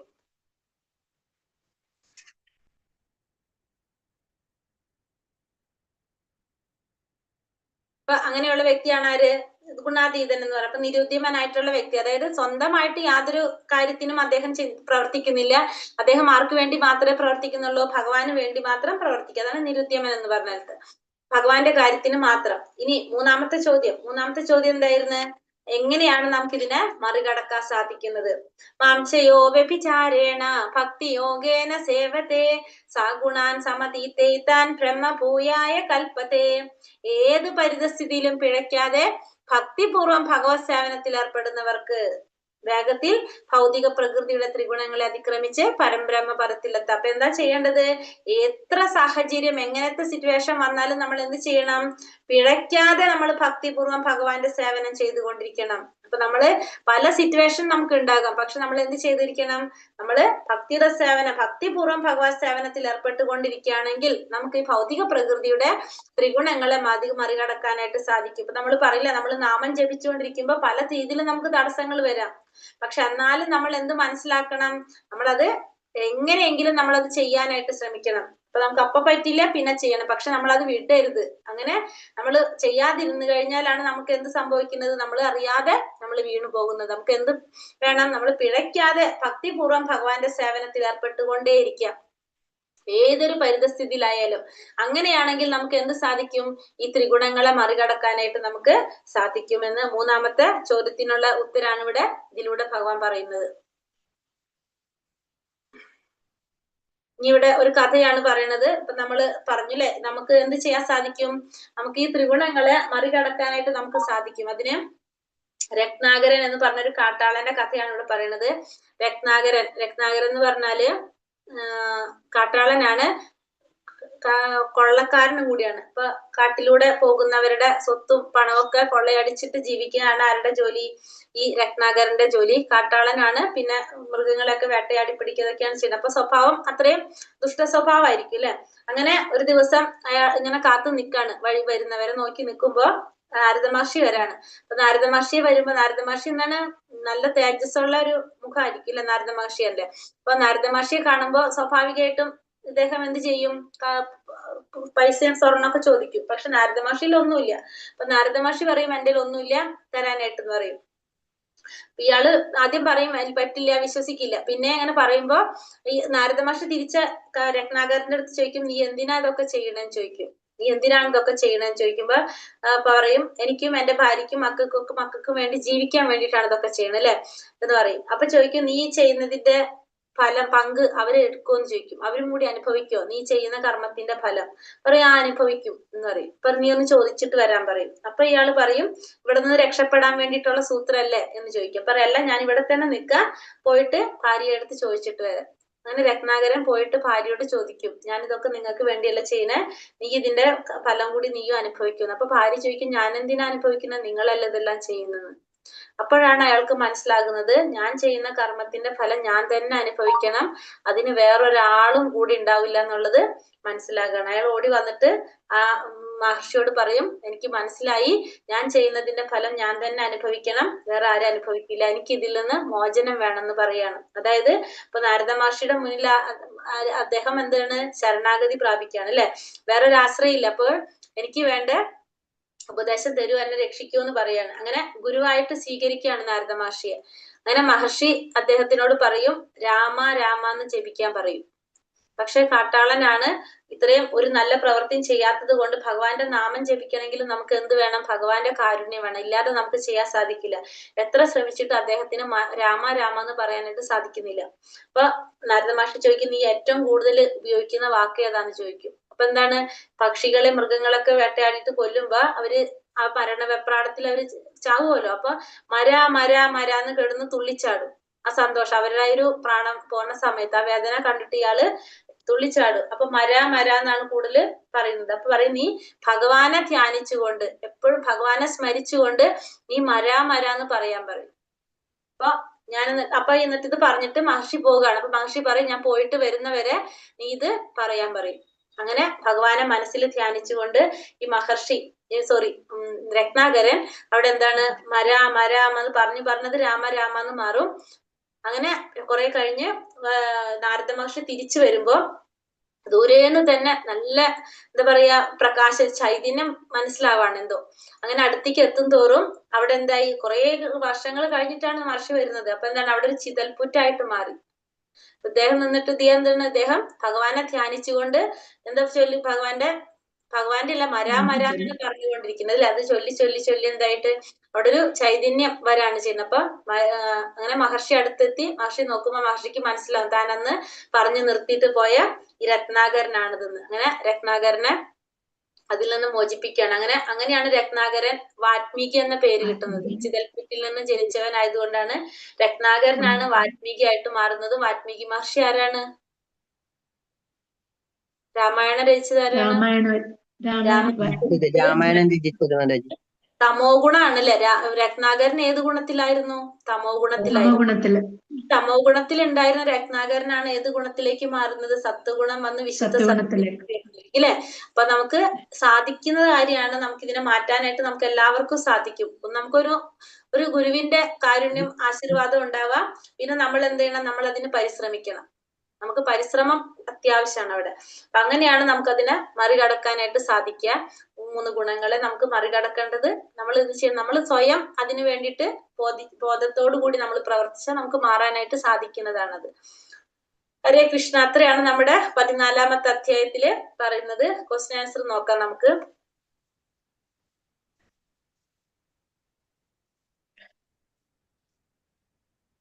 എന്താണ് ഇതിലെ ക്വസ്റ്റ്യൻ? ആദ്യത്തെ മാതാജി കണ്ടോ? കുറച്ചുള്ളൂ അല്ലെ. ശ്രീകൃഷ്ണ ഭഗവാനാണ് എല്ലാ ജീവാത്മാക്കളുടെയും ആദ്യ പിതാവാണെന്ന് വ്യക്തമാക്കുന്ന ശ്ലോകം ഏതായിരുന്നു നമ്പർ? 4ാമത്തെ ശ്ലോകം. 4ാമത്തെ ശ്ലോകം അല്ലെ. 4ാമത്തെ ശ്ലോകം. എത്ര തരം ജീവാത്മാക്കളുണ്ട്? 3 തരം. 84 ലക്ഷം. 84 ലക്ഷം ജീവാത്മാക്കള്. ഭൗതിക പ്രകൃതിയുടെ ത്രിഗുണങ്ങൾ ഏതൊക്കെയാണ്? അല്ലെ. തേനീച്ച ഏത് ഗുണത്തിൽ വരുന്നതാണ്? രജോ ഗുണത്തില്. സത്വഗുണത്തിന്റെ ഫലം എങ്ങനെയാണ്? വിശുദ്ധരായിരിക്കും, ജ്ഞാനികളായിരിക്കും, സുഖം കൊണ്ട് ജ്ഞാനം കൊണ്ട് ബന്ധിച്ചിരിക്കുന്നവരായിരിക്കും, ജ്ഞാനം പറഞ്ഞു ഓൾറെഡി. പിന്നെ എങ്ങനെയാണ്? ശാന്തരായിരിക്കും, പിന്നെ ക്ഷമയുണ്ടായിരിക്കും, പിന്നെ എന്തൊക്കെ ഉണ്ടാവും സത്വഗുണത്തിലുള്ളവർക്ക്? കാര്യങ്ങളൊക്കെ നല്ല രീതിയിൽ നോക്കിക്കാണാൻ സാധിക്കുന്നവരായിരിക്കും അവര്. നേരായ രീതിയിൽ കാര്യങ്ങളെ മനസ്സിലാക്കുന്നവരായിരിക്കും. പിന്നത്തേതാണ് 26ാമത്തെ ശ്ലോകത്തിൽ ഭഗവാൻ എന്താ പറഞ്ഞത്? ഏത് സാഹചര്യത്തിലും പിഴയ്ക്കാതെ ഭക്തിയുത സേവനത്തിൽ ഏർപ്പെട്ടാൽ ഭക്തിപൂർവം ഭഗവാന്റെ ഗുണങ്ങളെ അതിക്രമിച്ച് ബ്രഹ്മപദത്തിലെത്താം. നമ്മൾ ഏതൊരു സാഹചര്യത്തിലും നമ്മൾ എന്ത് ചെയ്യണം? പിഴയ്ക്കാതെ ഭക്തിയുടെ സേവനം ചെയ്തുകൊണ്ടിരിക്കുകയാണെങ്കിൽ നമ്മളിപ്പോ അതിന് എക്സാമ്പിൾ നമുക്ക് പറയാൻ പറ്റുന്നത് ഇതാണ്. നമുക്ക് എളുപ്പത്തില് ഇപ്പൊ നമ്മൾ നാമം ജപിക്കാൻ ജപമാല എടുത്ത് കയ്യിൽ വെച്ചിരിക്കുമ്പോ നമുക്ക് എന്തെങ്കിലും തടസ്സങ്ങൾ വന്നുകൊണ്ടേയിരിക്കും. അപ്പൊ നമ്മളത് മാറ്റിവെച്ചിരിക്കുമ്പോ അന്നത്തെ ദിവസം നാമജപേ നടക്കില്ല. അപ്പൊ നമുക്ക് മനസ്സിലാക്കാം ഇവിടെ നമുക്ക് പണി വരാണ് എന്ന് മനസ്സിലാക്കിയിട്ട് നമ്മൾ എങ്ങനെയെങ്കിലും സമയം ഉണ്ടാക്കിയിട്ട് നമ്മൾ ആ വിചാരിച്ച് നമ്മൾ ചെയ്യാം. നമ്മളൊരു എന്താ പറയാ സങ്കല്പം എടുക്കുക ഭഗവാന്റെ അടുത്ത്. ഞാൻ എല്ലാ ദിവസവും ഒരു മാല ജപിക്കും. കൂടുതൽ ജപിച്ചാലും വിരോധമില്ല, പക്ഷെ ഒരെണ്ണം ജപിക്കുന്നത് നമ്മളൊരു സങ്കല്പം എടുക്കുക. അപ്പൊ നമ്മൾ ഭഗവാന് കൊടുക്കുന്ന ഒരു വാക്കാണത്. അപ്പൊ നമ്മൾ എന്ത് ചെയ്യും? അത് ചെയ്യും. നമ്മൾ ഉറങ്ങുന്നതിന് മുമ്പ് ഒരു മാല ജപിച്ചിട്ട് വേണമെങ്കിൽ നമുക്ക് 10 എണ്ണം ജപിക്കാൻ സാധിക്കുമായിരിക്കും. പക്ഷെ നമ്മൾ വാക്ക് കൊടുക്കണ നമ്മൾ എന്തായാലും ചെയ്യണം. 10 എണ്ണം ചെയ്യാം, പ്രോബ്ലം ഇല്ല. പക്ഷെ 1, 2, 3, 4 അങ്ങനെ ഒരു സങ്കല്പം നമ്മൾ എടുക്കുക ആദ്യം. അപ്പൊ നമ്മൾ എന്ത് ചെയ്യും? എന്തായാലും നമ്മൾ അത് ചെയ്യാൻ നോക്കും. അങ്ങനെ ഓരോ ഏകാദശിക്ക് അനുസരിച്ചോ അല്ലെങ്കിൽ ഓരോ മാസത്തിലോ നമ്മൾ ആ സങ്കല്പം കൂട്ടിക്കൊണ്ടേയിരിക്കുക ഭഗവാന്റെ അടുത്ത് പതുക്കെ. കാരണം അപ്പൊ നമ്മളൊരു വാക്ക് കൊടുക്കുമ്പോ നമ്മൾ അത് പാലിക്കും. അങ്ങനെയല്ല നമ്മൾ ചെയ്യുക. അപ്പൊ നമ്മൾ പറ്റുന്നത് ചെയ്യാം. പറ്റുന്ന വാക്ക് പറ്റുന്ന കൊടുക്കുക, ചെയ്യാൻ നമുക്ക് കൂടുതൽ ചെയ്യാം. അപ്പൊ നമ്മള് അങ്ങനെ ആവുമ്പോ നമ്മൾ എന്ത് ചെയ്യും? നമുക്കൊരു ആളുണ്ടായില്ല നമ്മൾ ചോദിക്കാനായിട്ട് പറയാൻ ഒരു വ്യക്തിയുള്ള പോലെ. അപ്പൊ അല്ലെങ്കിൽ നമുക്ക് ആരെയും ബോധിപ്പിക്കേണ്ട ആവശ്യമില്ലല്ലോ. പക്ഷെ ഇങ്ങനെ ചെയ്യുമ്പോ നമ്മൾ നമ്മളത് ചെയ്യും കറക്റ്റ് ആയിട്ട്. അപ്പൊ നമ്മൾ എന്താ ചെയ്യണമെന്ന് വെച്ചാൽ നമ്മൾ ഒന്നുകിൽ ഏകാദശിക്ക് എല്ലാ ഏകാദശിക്കും ഞാൻ ഓരോ മാല കൂട്ടിക്കൊണ്ടുവരാനായിട്ട് നോക്കാം. അല്ലെങ്കിൽ ഞാൻ എന്ത് ചെയ്യും? എല്ലാ മാസത്തില് ഓരോ മാസം ഞാൻ ഒരു മാല കൂട്ടിക്കൊണ്ടുവരാം. അപ്പൊ ഞാൻ ഈ മാസം ഒരു മാല ജപിക്കുന്നു കേട്ടോ എന്ന് ഭഗവാനോട് നമ്മളൊരു വാക്ക് കൊടുക്കാണ്. ഈ മാസം നമ്മൾ എന്നൊരു മാല ജപിക്കും. അടുത്ത മാസം പറയാ ഇനി ഈ മാസം ഞാൻ 2 മാല ജപിക്കും. ചിലപ്പോ നമുക്ക് സമയം കൂടില്ലെങ്കിൽ നമ്മൾ എക്സ്ട്രാ ജപിക്കും. ഇനിയിപ്പോ ഏതെങ്കിലും അപ്പൊ നമുക്ക് പേടിയെല്ലാവർക്കും എന്താണ്? ഇപ്പൊ സങ്കല്പം എടുത്തിട്ട് നമുക്ക് ഇന്ന് ചെയ്യാൻ പറ്റിയില്ലെങ്കിലോ എന്നുള്ളത് നമ്മൾ അടുത്ത വിഷയം. അതിനും ഭഗവാൻ പരിഹാരം കാണുന്നുണ്ട്. ഭഗവാൻ കടം പറയില്ലേ? അത് അവിടെയുണ്ട് കടം പറയുന്നത്. അപ്പൊ നമ്മൾ എന്ത് ചെയ്യാ? അഥവാ ഇന്ന് നമുക്ക് പറ്റിയില്ലെങ്കിൽ, ഇന്ന് എനിക്ക് ഇന്ന സാഹചര്യം കൊണ്ട് എനിക്കിന്ന് സാധിച്ചില്ല. നമ്മളൊരു വിചാരമുണ്ട് എല്ലാം ഭഗവാൻ അറിയണല്ലോ. എല്ലാം ഭഗവാൻ അറിയണതെല്ലാം നമ്മൾ പറയണം ഭഗവാന്റെ അടുത്ത്. എനിക്ക് ഇന്ന് ഇന്ന കാരണം കൊണ്ട് എനിക്കിന്ന് ചെയ്യാൻ സാധിച്ചില്ല, നാളെ ഞാൻ ഇതിന്റെ കടം വീട്ടി കൊണ്ടുവന്നു. അപ്പൊ നാളെ നമ്മൾ എന്ത് ചെയ്യണം? 2 എണ്ണം ചെയ്യണം. ഇന്നലത്തെ കടം കൂടി വീട്ടി കൊടുക്കുക. നാളെ പറ്റില്ല, മറ്റന്നാളേക്ക് കടം വീട്ടി കൊടുക്കുക. പക്ഷെ ആ കടം വീട്ടണം നമ്മള്. അപ്പൊ അങ്ങനെ ആവുമ്പോ എന്താണ്? നമ്മളത് കറക്റ്റ് ആയിട്ട് ചെയ്തു പോകും. നമ്മള് ഈ കാര്യങ്ങളൊന്നും ചോദിക്കാൻ ആളില്ലാത്തതുകൊണ്ട് നമ്മൾ അല്ലെങ്കിൽ ചെയ്യില്ല. അപ്പൊ നമ്മൾ ഇങ്ങനെ വിചാരിച്ച് പോയി കഴിഞ്ഞാൽ നമ്മൾ ആ കടം വീട്ടി നമ്മൾ ഡെയിലി നമ്മളത് ചെയ്തു പോകും പരമാവധി. അപ്പൊ നമ്മൾ കടം വെക്കാതിരിക്കാൻ നോക്കും. ബേസിക്കലി നമ്മൾ എന്ത് ചെയ്യും? അപ്പൊ കടം വെക്കാതിരിക്കാനായിട്ട് നോക്കും. നിവർത്തില്ലെങ്കിൽ മാത്രം കടം വെക്കാം നമ്മള്. അപ്പൊ അങ്ങനെ നമുക്ക് പറ്റുന്ന പോലെ നമ്മൾ ചെയ്യാൻ നോക്കാം. 1 പറ്റുള്ളെങ്കിൽ 1, രണ്ടാണെങ്കിൽ 2 അങ്ങനെ. പക്ഷെ അതിൽ കൂടുതൽ ചെയ്താലും കുഴപ്പമില്ല, കുറവ് ചെയ്യുമ്പോഴാണല്ലോ പ്രശ്നം വരുന്നത്, കടം വരുന്നത്. അപ്പൊ അങ്ങനെ നമുക്ക് പറ്റുന്ന പോലെ എന്നിട്ട് ഒന്നുകിൽ മാസത്തിൽ ഒരു പ്രാവശ്യമോ മാസത്തിൽ ഒരെണ്ണം കൂട്ടാൻ നോക്കുക, അല്ലെങ്കിൽ ഏകാദശിക്ക് കൂട്ടാൻ നോക്കുക. അങ്ങനെ വെച്ചിട്ട് കൂട്ടി കൂട്ടി പതുക്കെ നാമജപത്തിന്റെ എണ്ണം കൂട്ടി കൊണ്ടുവരാൻ നിൽക്കുക. കാരണം ഞാൻ പറഞ്ഞിട്ടുണ്ടെന്ന് വിചാരിക്കുന്നു, ചെറിയ പ്രായത്തിലാണ് നമ്മൾ ഇതൊക്കെ തുടങ്ങണമെന്ന് വെച്ചിട്ടുണ്ടെങ്കിൽ നമുക്ക് പതുക്കെ പതുക്കെ ചെയ്ത് വന്നാൽ മതിയായിരുന്നു. പക്ഷെ നമ്മൾ ഇപ്പൊ തുടങ്ങി വരുന്നത് കുറച്ചങ്ങോട്ട് ആയിട്ടാണ് അല്ലെ. അപ്പൊ നമ്മൾക്ക് ശരിക്കും പറഞ്ഞാൽ അവിടെ ഒരു കൺസിഡറേഷൻ നമുക്ക് ഇല്ല. നമുക്ക് ഏറ്റവും കൂടുതൽ വയസ്സായിട്ട് വരുന്നവര് ജപമാല കയ്യിൽ നിന്ന് മാറ്റരുതെന്ന് പറയുന്നത്. നമ്മൾ ഈ ഭൗതിക ലോകത്തിലാണ് സീനിയർ സിറ്റിസന് ഭയങ്കര കൺസിഡറേഷൻ ഒക്കെ ഉള്ളത്. അവിടെ അതൊന്നും ഇല്ല എന്നാ പറയുന്നത്. അവിടെ വേഗം കൂടുതൽ ജപിക്കേണ്ടി വരും. അപ്പൊ നമ്മൾ വേഗം അപ്പൊ നമ്മൾ എന്ത് ചെയ്യാ, നമുക്ക് പറ്റുന്ന പോലെ നമ്മള് മാലേമേല് ജപിക്കുന്നത് അങ്ങനെ, അത് കഴിഞ്ഞിട്ട് അല്ലാത്ത സമയത്ത് നമ്മൾ ഇങ്ങനെ മനസ്സിൽ ചെയ്യുന്നത് പോലെ നമ്മൾ ജപിച്ചുകൊണ്ടിരിക്കുക. പക്ഷെ അതിന് കൗണ്ട് വരുന്നില്ല. കൗണ്ടിൽ ജപം അത്യാവശ്യമാണ് നമുക്ക് ജപമാലയില്. അപ്പൊ അതിന്റെ കൗണ്ട് നമ്മളിങ്ങനെ പതുക്കെ കൂട്ടി കൊണ്ടുവരാനായിട്ട് എല്ലാവരും നോക്കാം. നമുക്ക് ആ സത്വഗുണത്തിലേക്ക് ഉയരണമെങ്കിൽ നമുക്ക് ആദ്യം സത്വത്തിലേക്ക് എത്തണം. നമ്മള് എയർപോർട്ടിൽ പോയാലേ നമുക്ക് ഫ്ലൈറ്റിൽ പോകാൻ പറ്റുമെന്ന് പറഞ്ഞ പോലെ തന്നെ നമുക്ക് അവിടേക്ക് എത്തണം നമ്മള്. അല്ലാണ്ട് തമോ ഗുണത്തിന് നമുക്ക് നേരെ വിശുദ്ധത്തിലേക്ക് എത്താനായിട്ട് ഇവരെ പോലുള്ളവർക്കേ പറ്റുള്ളൂ, നമുക്ക് പറ്റില്ല അത്. അപ്പൊ നമുക്ക് രത്നാകരനൊക്കെ സാധിച്ചത് എന്തുകൊണ്ടാന്ന് വെച്ചിട്ടുണ്ടെങ്കിൽ അങ്ങനത്തെ ശുദ്ധ ഭക്തന്റെ സാന്നിധ്യം കൊണ്ടും അവരങ്ങനത്തെവരായത് കൊണ്ടാണ് അല്ലെ. പക്ഷെ നമ്മള് അങ്ങനെയല്ല. നമ്മളെ ചുറ്റുപാട് എങ്ങനെയാണ്, നമ്മൾ ആകെ 1 മണിക്കൂറേ നമ്മൾ ഇതിനെ കുറിച്ച് കേൾക്കുള്ളൂ. ബാക്കിയുള്ള ഫുൾ ടൈം നമ്മൾ എവിടെയാണ്, ഫുള്ള് ഭൗതിക ലോകത്തില് നമ്മൾ ഭൗതികരായിട്ടുള്ള കൂട്ടുപാട്ടിൽ നിൽക്കണം അല്ലെ. നമ്മൾ ജോലിക്ക് പോകുന്നവരാണെങ്കിൽ ഇത് ക്ലാസ് കഴിഞ്ഞ് ബുക്ക് അടച്ചു വെച്ച് പിന്നെ വേറൊരു ലോകമാണ് നമ്മുടെ. അവിടെ നമുക്ക് ഇത് ചെന്ന് പറയാൻ അടക്കം പറ്റില്ല. അങ്ങനത്തെ ഒരു ലോകത്തിലാണ് നമ്മൾ നിൽക്കുന്നത്. അപ്പൊ നമുക്ക് പെട്ടെന്നായിരിക്കും മാറ്റം വരുന്നത്. അപ്പൊ നമ്മൾ എന്ത് ചെയ്യണം, നമ്മളത് സ്ട്രോങ് ആയിട്ട് തന്നെ പിടിക്കണം. നമ്മൾ എല്ലാവരുടെ അവസ്ഥ അങ്ങനെ തന്നെ ആയിരിക്കും അല്ലെ. നമ്മള് ഇപ്പൊ ഇവിടെ അത് കഴിഞ്ഞത് അടച്ചു വെച്ചു. കാരണം പിന്നെ നമുക്ക് ചെന്ന് പറയാൻ പറ്റിയ സ്ഥലങ്ങളില്ല. ഇപ്പൊ നമ്മൾ ജോലി സ്ഥലത്തേക്ക് പോയിട്ട് അവിടെ ചെന്നത് പറഞ്ഞ് അവര് പറയും മിണ്ടാതിരിക്കാൻ പറയും അല്ലെ. കുറെ അത്രയും അങ്ങനത്തെ ഒരു എന്താ പറയാ അറ്റ്മോസ്ഫിയർ ആണെങ്കിൽ ഓക്കെയാണ്. അല്ലാത്തവരൊക്കെ അങ്ങനെ തന്നെ പറയുള്ളൂ. ഇത് കാരണം ഇപ്പോഴൊന്നും അല്ല ഇതൊന്നും ചെയ്യേണ്ടത്, കുറെ വയസ്സായിട്ട് ചെയ്യേണ്ട കാര്യങ്ങളാന്ന് പറയും. ഇപ്പൊ ഇതൊന്നും ചെയ്തു തരേണ്ട ആവശ്യമില്ല എന്ന് പറയും നമ്മളെ അടുത്ത്. പക്ഷെ നമുക്കിപ്പോ മനസ്സിലായി വയസ്സായിട്ട് തുടങ്ങുമ്പോ വീണ്ടും കുറെ ചെയ്യേണ്ടി വരും, അതൊന്നും നമുക്ക് കാര്യമില്ല എന്നുള്ളതുകൊണ്ട് നമുക്ക് മനസ്സിലാവുമ്പോ നമ്മൾ അതനുസരിച്ച് ചെയ്യണമെന്ന് മാത്രം. അപ്പൊ അങ്ങനെ പറ്റുന്ന പോലെ നമ്മളത് ചെയ്യാനായിട്ട് നോക്കാം. അപ്പൊ നമ്മളെപ്പോഴും ആ സ്വഭാവത്തില് നമുക്ക് സത്വഗുണത്തിലേക്ക് നിൽക്കണമെങ്കിൽ അതിന് നമ്മൾ എന്ത് ചെയ്താലും നമുക്ക് എന്ത് വേണം, സത്വഗുണത്തിൽ നിൽക്കണമെങ്കിൽ ഭാഗവത ശ്രവണം നമുക്ക് അത്യാവശ്യമുള്ള ഒരു കാര്യമാണ്. സത്വഗുണത്തിന്റെ ആ സമയം നമ്മൾ ഉപയോഗിക്കാന്നുള്ളത്. സത്വഗുണ സമയം വെച്ച് പറയുമ്പോ രാവിലത്തെ സമയമാണ് നമുക്ക് സത്വഗുണത്തിന്റെ ടൈം അല്ലെ. ഉച്ചയ്ക്ക് ഏത് ഗുണാണ് വരുന്നത്, രജോ ഗുണം.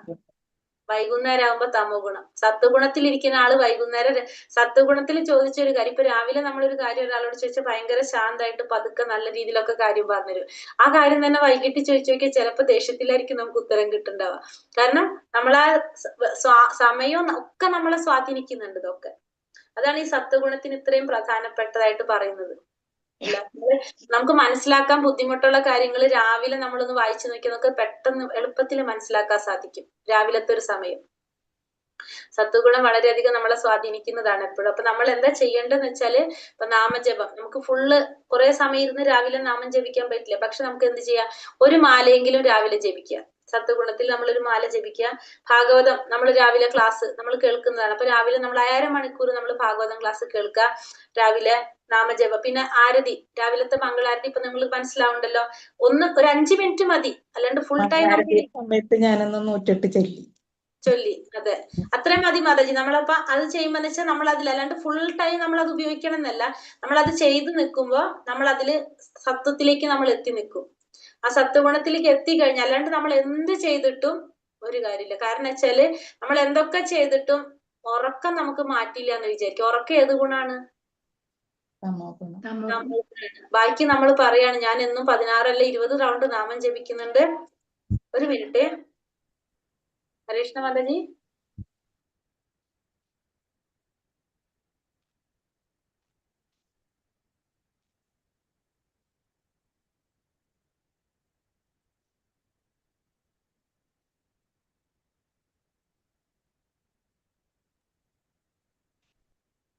ഹരേ കൃഷ്ണ. അപ്പൊ നമ്മള് എന്തൊക്കെ ചെയ്താലും നമ്മൾ ഇപ്പൊ ചിലര് പറയും 16 റൗണ്ട് നാമം അല്ല 20 റൗണ്ടും 64 റൗണ്ട് നാമം ജപിക്കുന്നവരുണ്ടാവും ചിലവര്. നമ്മളെ ഗ്രൂപ്പിൽ തന്നെ ചിലവരുണ്ടാവും അങ്ങനെ. പക്ഷെ അവരെന്ന് വെച്ചിട്ടുണ്ടെങ്കിൽ ഉറക്കം എഴുന്നേൽക്കുന്നത് ലേറ്റ് ആയിട്ടായിരിക്കും എഴുന്നേൽക്കുണ്ടാവുക. ഭാഗവതം ക്ലാസ് കേൾക്കുന്നുണ്ടാവില്ല. പക്ഷെ നാമജപം മാത്രമാണ് അവർ ഫോക്കസ് ചെയ്ത് ചെയ്യണ്ടാവുക. അപ്പൊ അത് ഗുരുക്കന്മാര് പറയുന്ന വെച്ചിട്ടുണ്ടെങ്കിൽ അത് വെറുതെ നമ്മൾ എക്സസൈസ് ചെയ്യണ പോലെ ആയിരിക്കും. ആ നാമജപത്തിന് എന്തുണ്ടാവില്ല, നമുക്കൊരു ക്വാളിറ്റി ഉണ്ടാവില്ല. ചുമ്മാ നമ്മളിങ്ങനെ ചെയ്തു പോകുന്നു എന്നല്ലാതെ. അപ്പൊ ആ നാമജപത്തിന്റെ ആ ചെയ്യുന്ന കർമ്മം പുണ്യകർമ്മം ആയതുകൊണ്ട് അതിന്റെ ഫലം നമുക്ക് കിട്ടും. പക്ഷെ എന്ത് വരുന്നില്ല, നമ്മൾ അവിടെ നിന്ന് ഉയരുന്നില്ല. അപ്പൊ നമുക്ക് ആ സത്വഗുണത്തിലേക്ക് നമ്മൾ മാറണമെങ്കിൽ നമുക്ക് എന്ത് വേണം, നമ്മൾ സത്വഗുണത്തിന്റെ നമ്മൾ ഫസ്റ്റ് പറഞ്ഞതൊന്ന് അറിവ് അല്ലെ. അറിവും പിന്നെ നമ്മളെ സുഖമാണ് പറയണത്. ഈ സുഖം നമുക്ക് കിട്ടുന്നത് എങ്ങനെയാണ്, ഭഗവാനെ കുറിച്ച് മനസ്സിലാകുമ്പോഴാണ് നമുക്ക് സുഖവും സന്തോഷവും സമാധാനം കിട്ടുന്നത്. അല്ലാണ്ട് നമുക്ക് ഒട്ടും കിട്ടുന്നില്ല. അത് ബാക്കിയുള്ളത് നമുക്ക് സ്ഥിരമായിട്ടുള്ളതല്ല. അപ്പൊ എപ്പോഴും നമ്മൾ എന്ത് ചിന്തിക്കുക, ആ രാവിലത്തെ ഒരു സമയം നമ്മൾ ശരിക്കും യൂട്ടിലൈസ് ചെയ്യാനായിട്ട് നോക്കുക. അധിക സമയം വേണ്ട, ഒരു അരമണിക്കൂർ 3/4 മണിക്കൂർ രാവിലെ നമുക്ക് പറ്റുന്ന ഒരു ടൈം ഉണ്ടല്ലോ, നമ്മൾ ഫ്രഷ് ആയിട്ടിരിക്കും, നമ്മൾ വേറെ ഒന്നിനെ കുറിച്ച് ചിന്തിക്കുന്നില്ല, നമുക്ക് വേറെ ഒന്നും വന്നിട്ടില്ല. ആ ഒരു ടൈം നമ്മൾ ഭഗവാനെ മനസ്സിലാക്കാനായിട്ട് എടുക്കുക. ഇപ്പൊ നാമം ജപിക്കുക, ഒരു മാല റൗണ്ട്, ഒരു മാല പറ്റുന്നവർ അത്രയും ചെയ്യാൻ പറ്റുന്ന പോലെ ഒരു 5 മിനിറ്റ് നമ്മൾ വിചാരിക്കാം ഭഗവാന്റെ നാമം ചൊല്ല. മാലയായിട്ട് ചൊല്ലണമെന്നില്ല, ഒരു 5 മിനിറ്റ് ചൊല്ല. ഭാഗവതം ക്ലാസ് കേൾക്കുക. കാരണം ഭാഗവതം നമ്മളെ പെട്ടെന്ന് നമ്മളെ മാറ്റുന്നതാണ്. നമുക്ക് മനസ്സിലാകുന്നുണ്ടാവും അത്. ഭാഗവതം ക്ലാസ് ഏറ്റവും കൂടുതൽ നമ്മളെ സ്വാധീനിക്കുന്നതാണ് ഭാഗവത ശ്രവണം. ഭാഗവതം വളരെ പ്രത്യേകത ഉള്ളതാണ്. പിന്നെ അതുപോലെ തന്നെ വിഗ്രഹാരാധന. നമ്മൾ ഭഗവാനെ രാവിലെ തന്നെ നമ്മൾ ദർശനം എടുക്കുക ഭഗവാന്റെ. നമുക്ക് ഓൺലൈൻ ആയാലും ഓഫ്ലൈൻ ആയാലും നമ്മൾ എന്ത് ചെയ്യണം, ഭഗവാന്റെ ദർശനം എടുക്കുക. അമ്പലത്തിൽ പോയിട്ട് ദർശനം എടുക്കുകയാണെങ്കിൽ അത് നല്ലത്. പക്ഷെ നമുക്കിപ്പോ ഇങ്ങനത്തെ സൗകര്യം ഉണ്ടെങ്കിൽ നമ്മൾ അത് അത്ര ഫുൾ ടൈം നമ്മൾ അത് ഇരിക്കേണ്ടല്ലോ. നമുക്ക് ഭഗവാന്റെ ദർശനം എടുക്കുക, ഇത് കേൾക്കുക. സത്സംഗം കിട്ടി, കാരണം സത്സംഗമാണ് നമുക്ക് മറ്റുള്ളവരായിട്ടുള്ള കൂട്ടുകെട്ടാണ് നമുക്ക് ഈ പ്രോബ്ലം ഉണ്ടാക്കുന്നത്. നമ്മളിപ്പോ രാത്രി നമ്മൾ ഇപ്പൊ രാവിലെ തന്നെ സിനിമയൊന്നുമില്ല, വൈകുന്നേരം നമ്മളൊരു 8 മണി 8:30 നമ്മള് തിയേറ്ററിൽ സിനിമ ഉള്ള സമയത്ത് നമുക്ക് ക്ലാസ് ഉണ്ടെന്ന് വിചാരിക്കും. നമ്മളെ ഫ്രണ്ട്സ് വിളിച്ചിട്ട് പറയാണ്, നീ എന്തിനാ ഈ ക്ലാസ്സിൽ കേൾക്കണ, വാ നമുക്കൊരു സിനിമയ്ക്ക് പോയിട്ട് വരാന്ന്. ഒരു ദിവസം പറയും, അയ്യോ എനിക്ക് ക്ലാസ് ഉണ്ട് പറ്റില്ല എന്ന്. 2-ാം ദിവസം വിചാരിക്കും, എന്നും അവര് വിളിക്കല്ലേ, എങ്ങനെയാ പോവാതിരിക്കുക. അങ്ങനെ 2 ദിവസം നമ്മൾ പോയി കഴിഞ്ഞാൽ നമ്മളെ ആ സംഘം മാറിപ്പോയി നമ്മള് അല്ലെ. അപ്പൊ നമ്മളത് വിട്ടുപോകും നമ്മൾ തന്നെ. അപ്പൊ അതുകൊണ്ട് നമ്മൾ എന്ത് ചെയ്യും, പക്ഷെ അവരെ നമുക്ക് അവോയ്ഡ് ചെയ്യാൻ പറ്റില്ല. അപ്പൊ നമുക്ക് വേറെ എന്തെങ്കിലും പറഞ്ഞിട്ട് നമ്മൾ ഇതിനും പ്രാധാന്യം കൊടുക്കാൻ നോക്കണം. പക്ഷെ അവരെ നമ്മൾ വെറുപ്പിക്കേണ്ട. പക്ഷെ നമുക്ക് തിരിച്ചെന്ത് ചെയ്യണം, നമുക്കത് സോൾവ് ചെയ്യാനായിട്ട് പറ്റും. നമ്മൾ മുൻതൂക്കം ഇതിന് കൊടുക്കാൻ നോക്കണം. അങ്ങനെ നമുക്കിത് മാറ്റാനായിട്ട് സാധിക്കുള്ളൂ. അതായത് നമുക്ക് മനസ്സിലാകണം ഏതാണ് നമുക്ക് ഈ 3 ഗുണങ്ങളുടെ വ്യത്യാസങ്ങൾ മനസ്സിലായാല് നമുക്ക് മനസ്സിലാവണം ഇതിൽ ഏതിനാണ് നമ്മൾ പ്രാധാന്യം കൊടുക്കേണ്ടതെന്ന്. അപ്പൊ അതിനനുസരിച്ച് ആർക്കും പ്രോബ്ലം ഇല്ലാത്തതിൽ നമ്മൾ സോൾവ് ചെയ്യാൻ പഠിക്കണം. അതാണ് സത്വഗുണത്തിലുള്ളവരെ മെയിൻ ആയിട്ട്. കാരണം നമുക്ക് ക്ഷമയുണ്ടാവും, നമുക്ക് മനസ്സിലാക്കാനുള്ള കഴിവുണ്ടാവണം ഓരോരുത്തർ. അപ്പൊ അതിനനുസരിച്ച് നമ്മൾ എടുത്തു ചാടില്ല. ഓരോരുത്തരെയും നോക്കിയും കണ്ട് സംസാരിക്കാന്ന് പറയില്ലേ, അതൊക്കെ എന്തിൽ വരുന്നതാ, സത്വഗുണത്തിൽ വരുന്നതാണത്. അതാണ് നമുക്ക് എല്ലാവർക്കും ഉണ്ടാവും. പക്ഷെ ചില സമയത്ത് ചില ഗുണങ്ങൾ നമ്മളെ മുന്നിൽ നിൽക്കും. നമ്മളത് മനസ്സിലാക്കിയിട്ട് നമ്മൾ അത് നോക്കി മാറ്റിയിടും. വേണ്ടത് നമ്മൾ സ്വീകരിക്കുക, വേണ്ടാത്തത് നമ്മൾ റിജക്ട് ചെയ്യുക. അത് നമ്മൾ മനസ്സിലാക്കണം. അടുത്തത് രാജസ സ്വഭാവിയുടെ ലക്ഷണങ്ങൾ എന്തൊക്കെയാണ്? താമസ സ്വഭാവിയായിരുന്നു അല്ലെ. കുഴപ്പമില്ല, ഏതായാലും പറയാം. പറഞ്ഞോളൂ. നമ്മൾ താമസ സ്വഭാവി പറയാം അല്ലെ. താമസ സ്വഭാവിയുടെ ലക്ഷണങ്ങൾ എന്താണ്? അലസത, മടി, പ്രമാദം, പിന്നെ എന്താണ്, ഒന്നിനെ ശരിയായ രീതിയിൽ നോക്കി കാണാത്ത സ്വഭാവം. അതായത് ഒക്കെ എങ്ങനെയായിരിക്കും, തന്നിഷ്ടപ്രകാരം പ്രവർത്തിക്കുന്നവരാണ് ആര്? താമസ സ്വഭാവികള്. രാജസിക സ്വഭാവികളാണെങ്കിലോ ആഗ്രഹങ്ങൾ കൂടുതലായിരിക്കും. ആഗ്രഹങ്ങൾ പിന്നെ ഫലം ആഗ്രഹിച്ചുകൊണ്ട് കർമ്മം ചെയ്യുന്നവരായിരിക്കും. എപ്പോഴും എത്ര കിട്ടിയാലും ഇനിയും വേണം എന്ന് ചിന്തിക്കുന്നവരായിരിക്കും ആര്? രാജസിക സ്വഭാവത്തിലുള്ളവര്. കർമ്മത്തിന്റെ ഫലം ആഗ്രഹിച്ചുകൊണ്ടിരിക്കുന്നവരാണ് അവര്. അതാണ് രാജസിക സ്വഭാവികളുടെ പറയുന്നത്. ബ്രഹ്മാവ് വാഴുന്ന ഗ്രഹം ഏതാണ്? ബ്രഹ്മാവ് ഏത് ഗ്രഹത്തിലെ വാഴുന്നത്? അല്ലെങ്കിൽ സത്യലോകം. ബ്രഹ്മലോകം എന്നും പറയും, സത്യലോകം എന്നും പറയും. ഏറ്റവും മുകളിൽ കേട്ടോ കാണുന്ന ലോകം. ഈ അധ്യായത്തിൽ പറയുന്നത് എന്തിനെ കുറിച്ചാണ്? 1-ാമത്തെ അധ്യായത്തിൽ ഭഗവാൻ എന്തിനെ കുറിച്ചാണ് പറഞ്ഞത്? ഏതൊന്നും അറിഞ്ഞത് കൊണ്ടാണോ ഋഷിമാർക്ക് എന്താണ് നേടാൻ സാധിച്ചത്? പരിപൂർണത നേടാൻ സാധിച്ചത് ഏതറിഞ്ഞത് കൊണ്ടാണ്? സർവോത്കൃഷ്ടമായ ഏത് ജ്ഞാനാണത്? ഇതിനെ കുറിച്ചാണ്. അതെന്താണത്? സർവോത്കൃഷ്ടമായ പരമജ്ഞാനം. അതേതാണത്?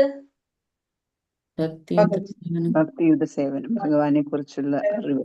ഈ അധ്യായത്തിൽ പറഞ്ഞത് നമുക്ക് അതല്ല, ഭക്തിയുത സേവനല്ല പറഞ്ഞത്. ഈ അധ്യായത്തിൽ എന്തിനെ കുറിച്ചാ പറഞ്ഞത്? ത്രിഗുണങ്ങളെ കുറിച്ച്. ഏതെന്ന് അറിഞ്ഞത് കൊണ്ടാണോ ഋഷിമാർക്ക് പരിപൂർണത നേടാൻ സാധിച്ചത്? ത്രിഗുണങ്ങളെ കുറിച്ച്. കാരണം ഈ ത്രിഗുണങ്ങളാണ് ജീവാത്മാവിനെ, ഞാൻ പറഞ്ഞു നമ്മള് ത്രിഗുണങ്ങളാണ് ഈ ജീവാത്മാവിനെ ഈ ഭൗതിക ലോകത്തിൽ ബന്ധിക്കുന്നത് എന്ന് മനസ്സിലാക്കിയത് കൊണ്ടാണ് ഋഷിമാർ എന്ത് ചെയ്തത്? അവർക്ക് അതിൽ നിന്ന് മറികടക്കാനായിട്ട് അവർക്ക് സാധിച്ചത്. നമുക്ക് മനസ്സിലാക്കണം, നമ്മൾ ഈ ഭൗതിക ലോകത്തിൽ ബന്ധിക്കുന്നത് ഈ ത്രിഗുണങ്ങളാണ്. അപ്പോഴാണ് നമുക്കത് മനസ്സിലാകുമ്പോഴാണ് നമ്മൾ അതിൽ നിന്ന് മറികടക്കണം എന്ന് ചിന്തിക്കുന്നത്. നമ്മളിപ്പോ ഈ 3 ഗുണങ്ങളെ കുറിച്ച് അറിയുമ്പോഴാണ് നമ്മൾ അതിനെ കുറിച്ച് ഒരു ബോധം നമ്മളിൽ ഉണ്ടാകണം, അല്ലെ? ഇങ്ങനത്തെയൊക്കെ ഉണ്ട്, അപ്പൊ നമ്മൾ അതെന്ത് ചെയ്യണം, നമ്മൾ അതിനെ തരണം ചെയ്യണം നമ്മൾ ചിന്തിക്കുന്നത്, അല്ലെ? ഋഷിമാർക്ക് അത് മനസ്സിലായപ്പോഴാണ് അവരെന്ത് ചെയ്തത്? അതിൽ നിന്ന് മാറി അവർക്ക് പരിപൂർണത നേടാനായിട്ട് സാധിച്ചത്. അതാണ് ഇവിടെ പറയുന്നത്. അപ്പൊ ഈ അധ്യായത്തിൽ പറയുന്നത് ഭഗവാൻ എന്തിനെ കുറിച്ചാണ്? ഒന്നാമത്തെ ശ്ലോകത്തിൽ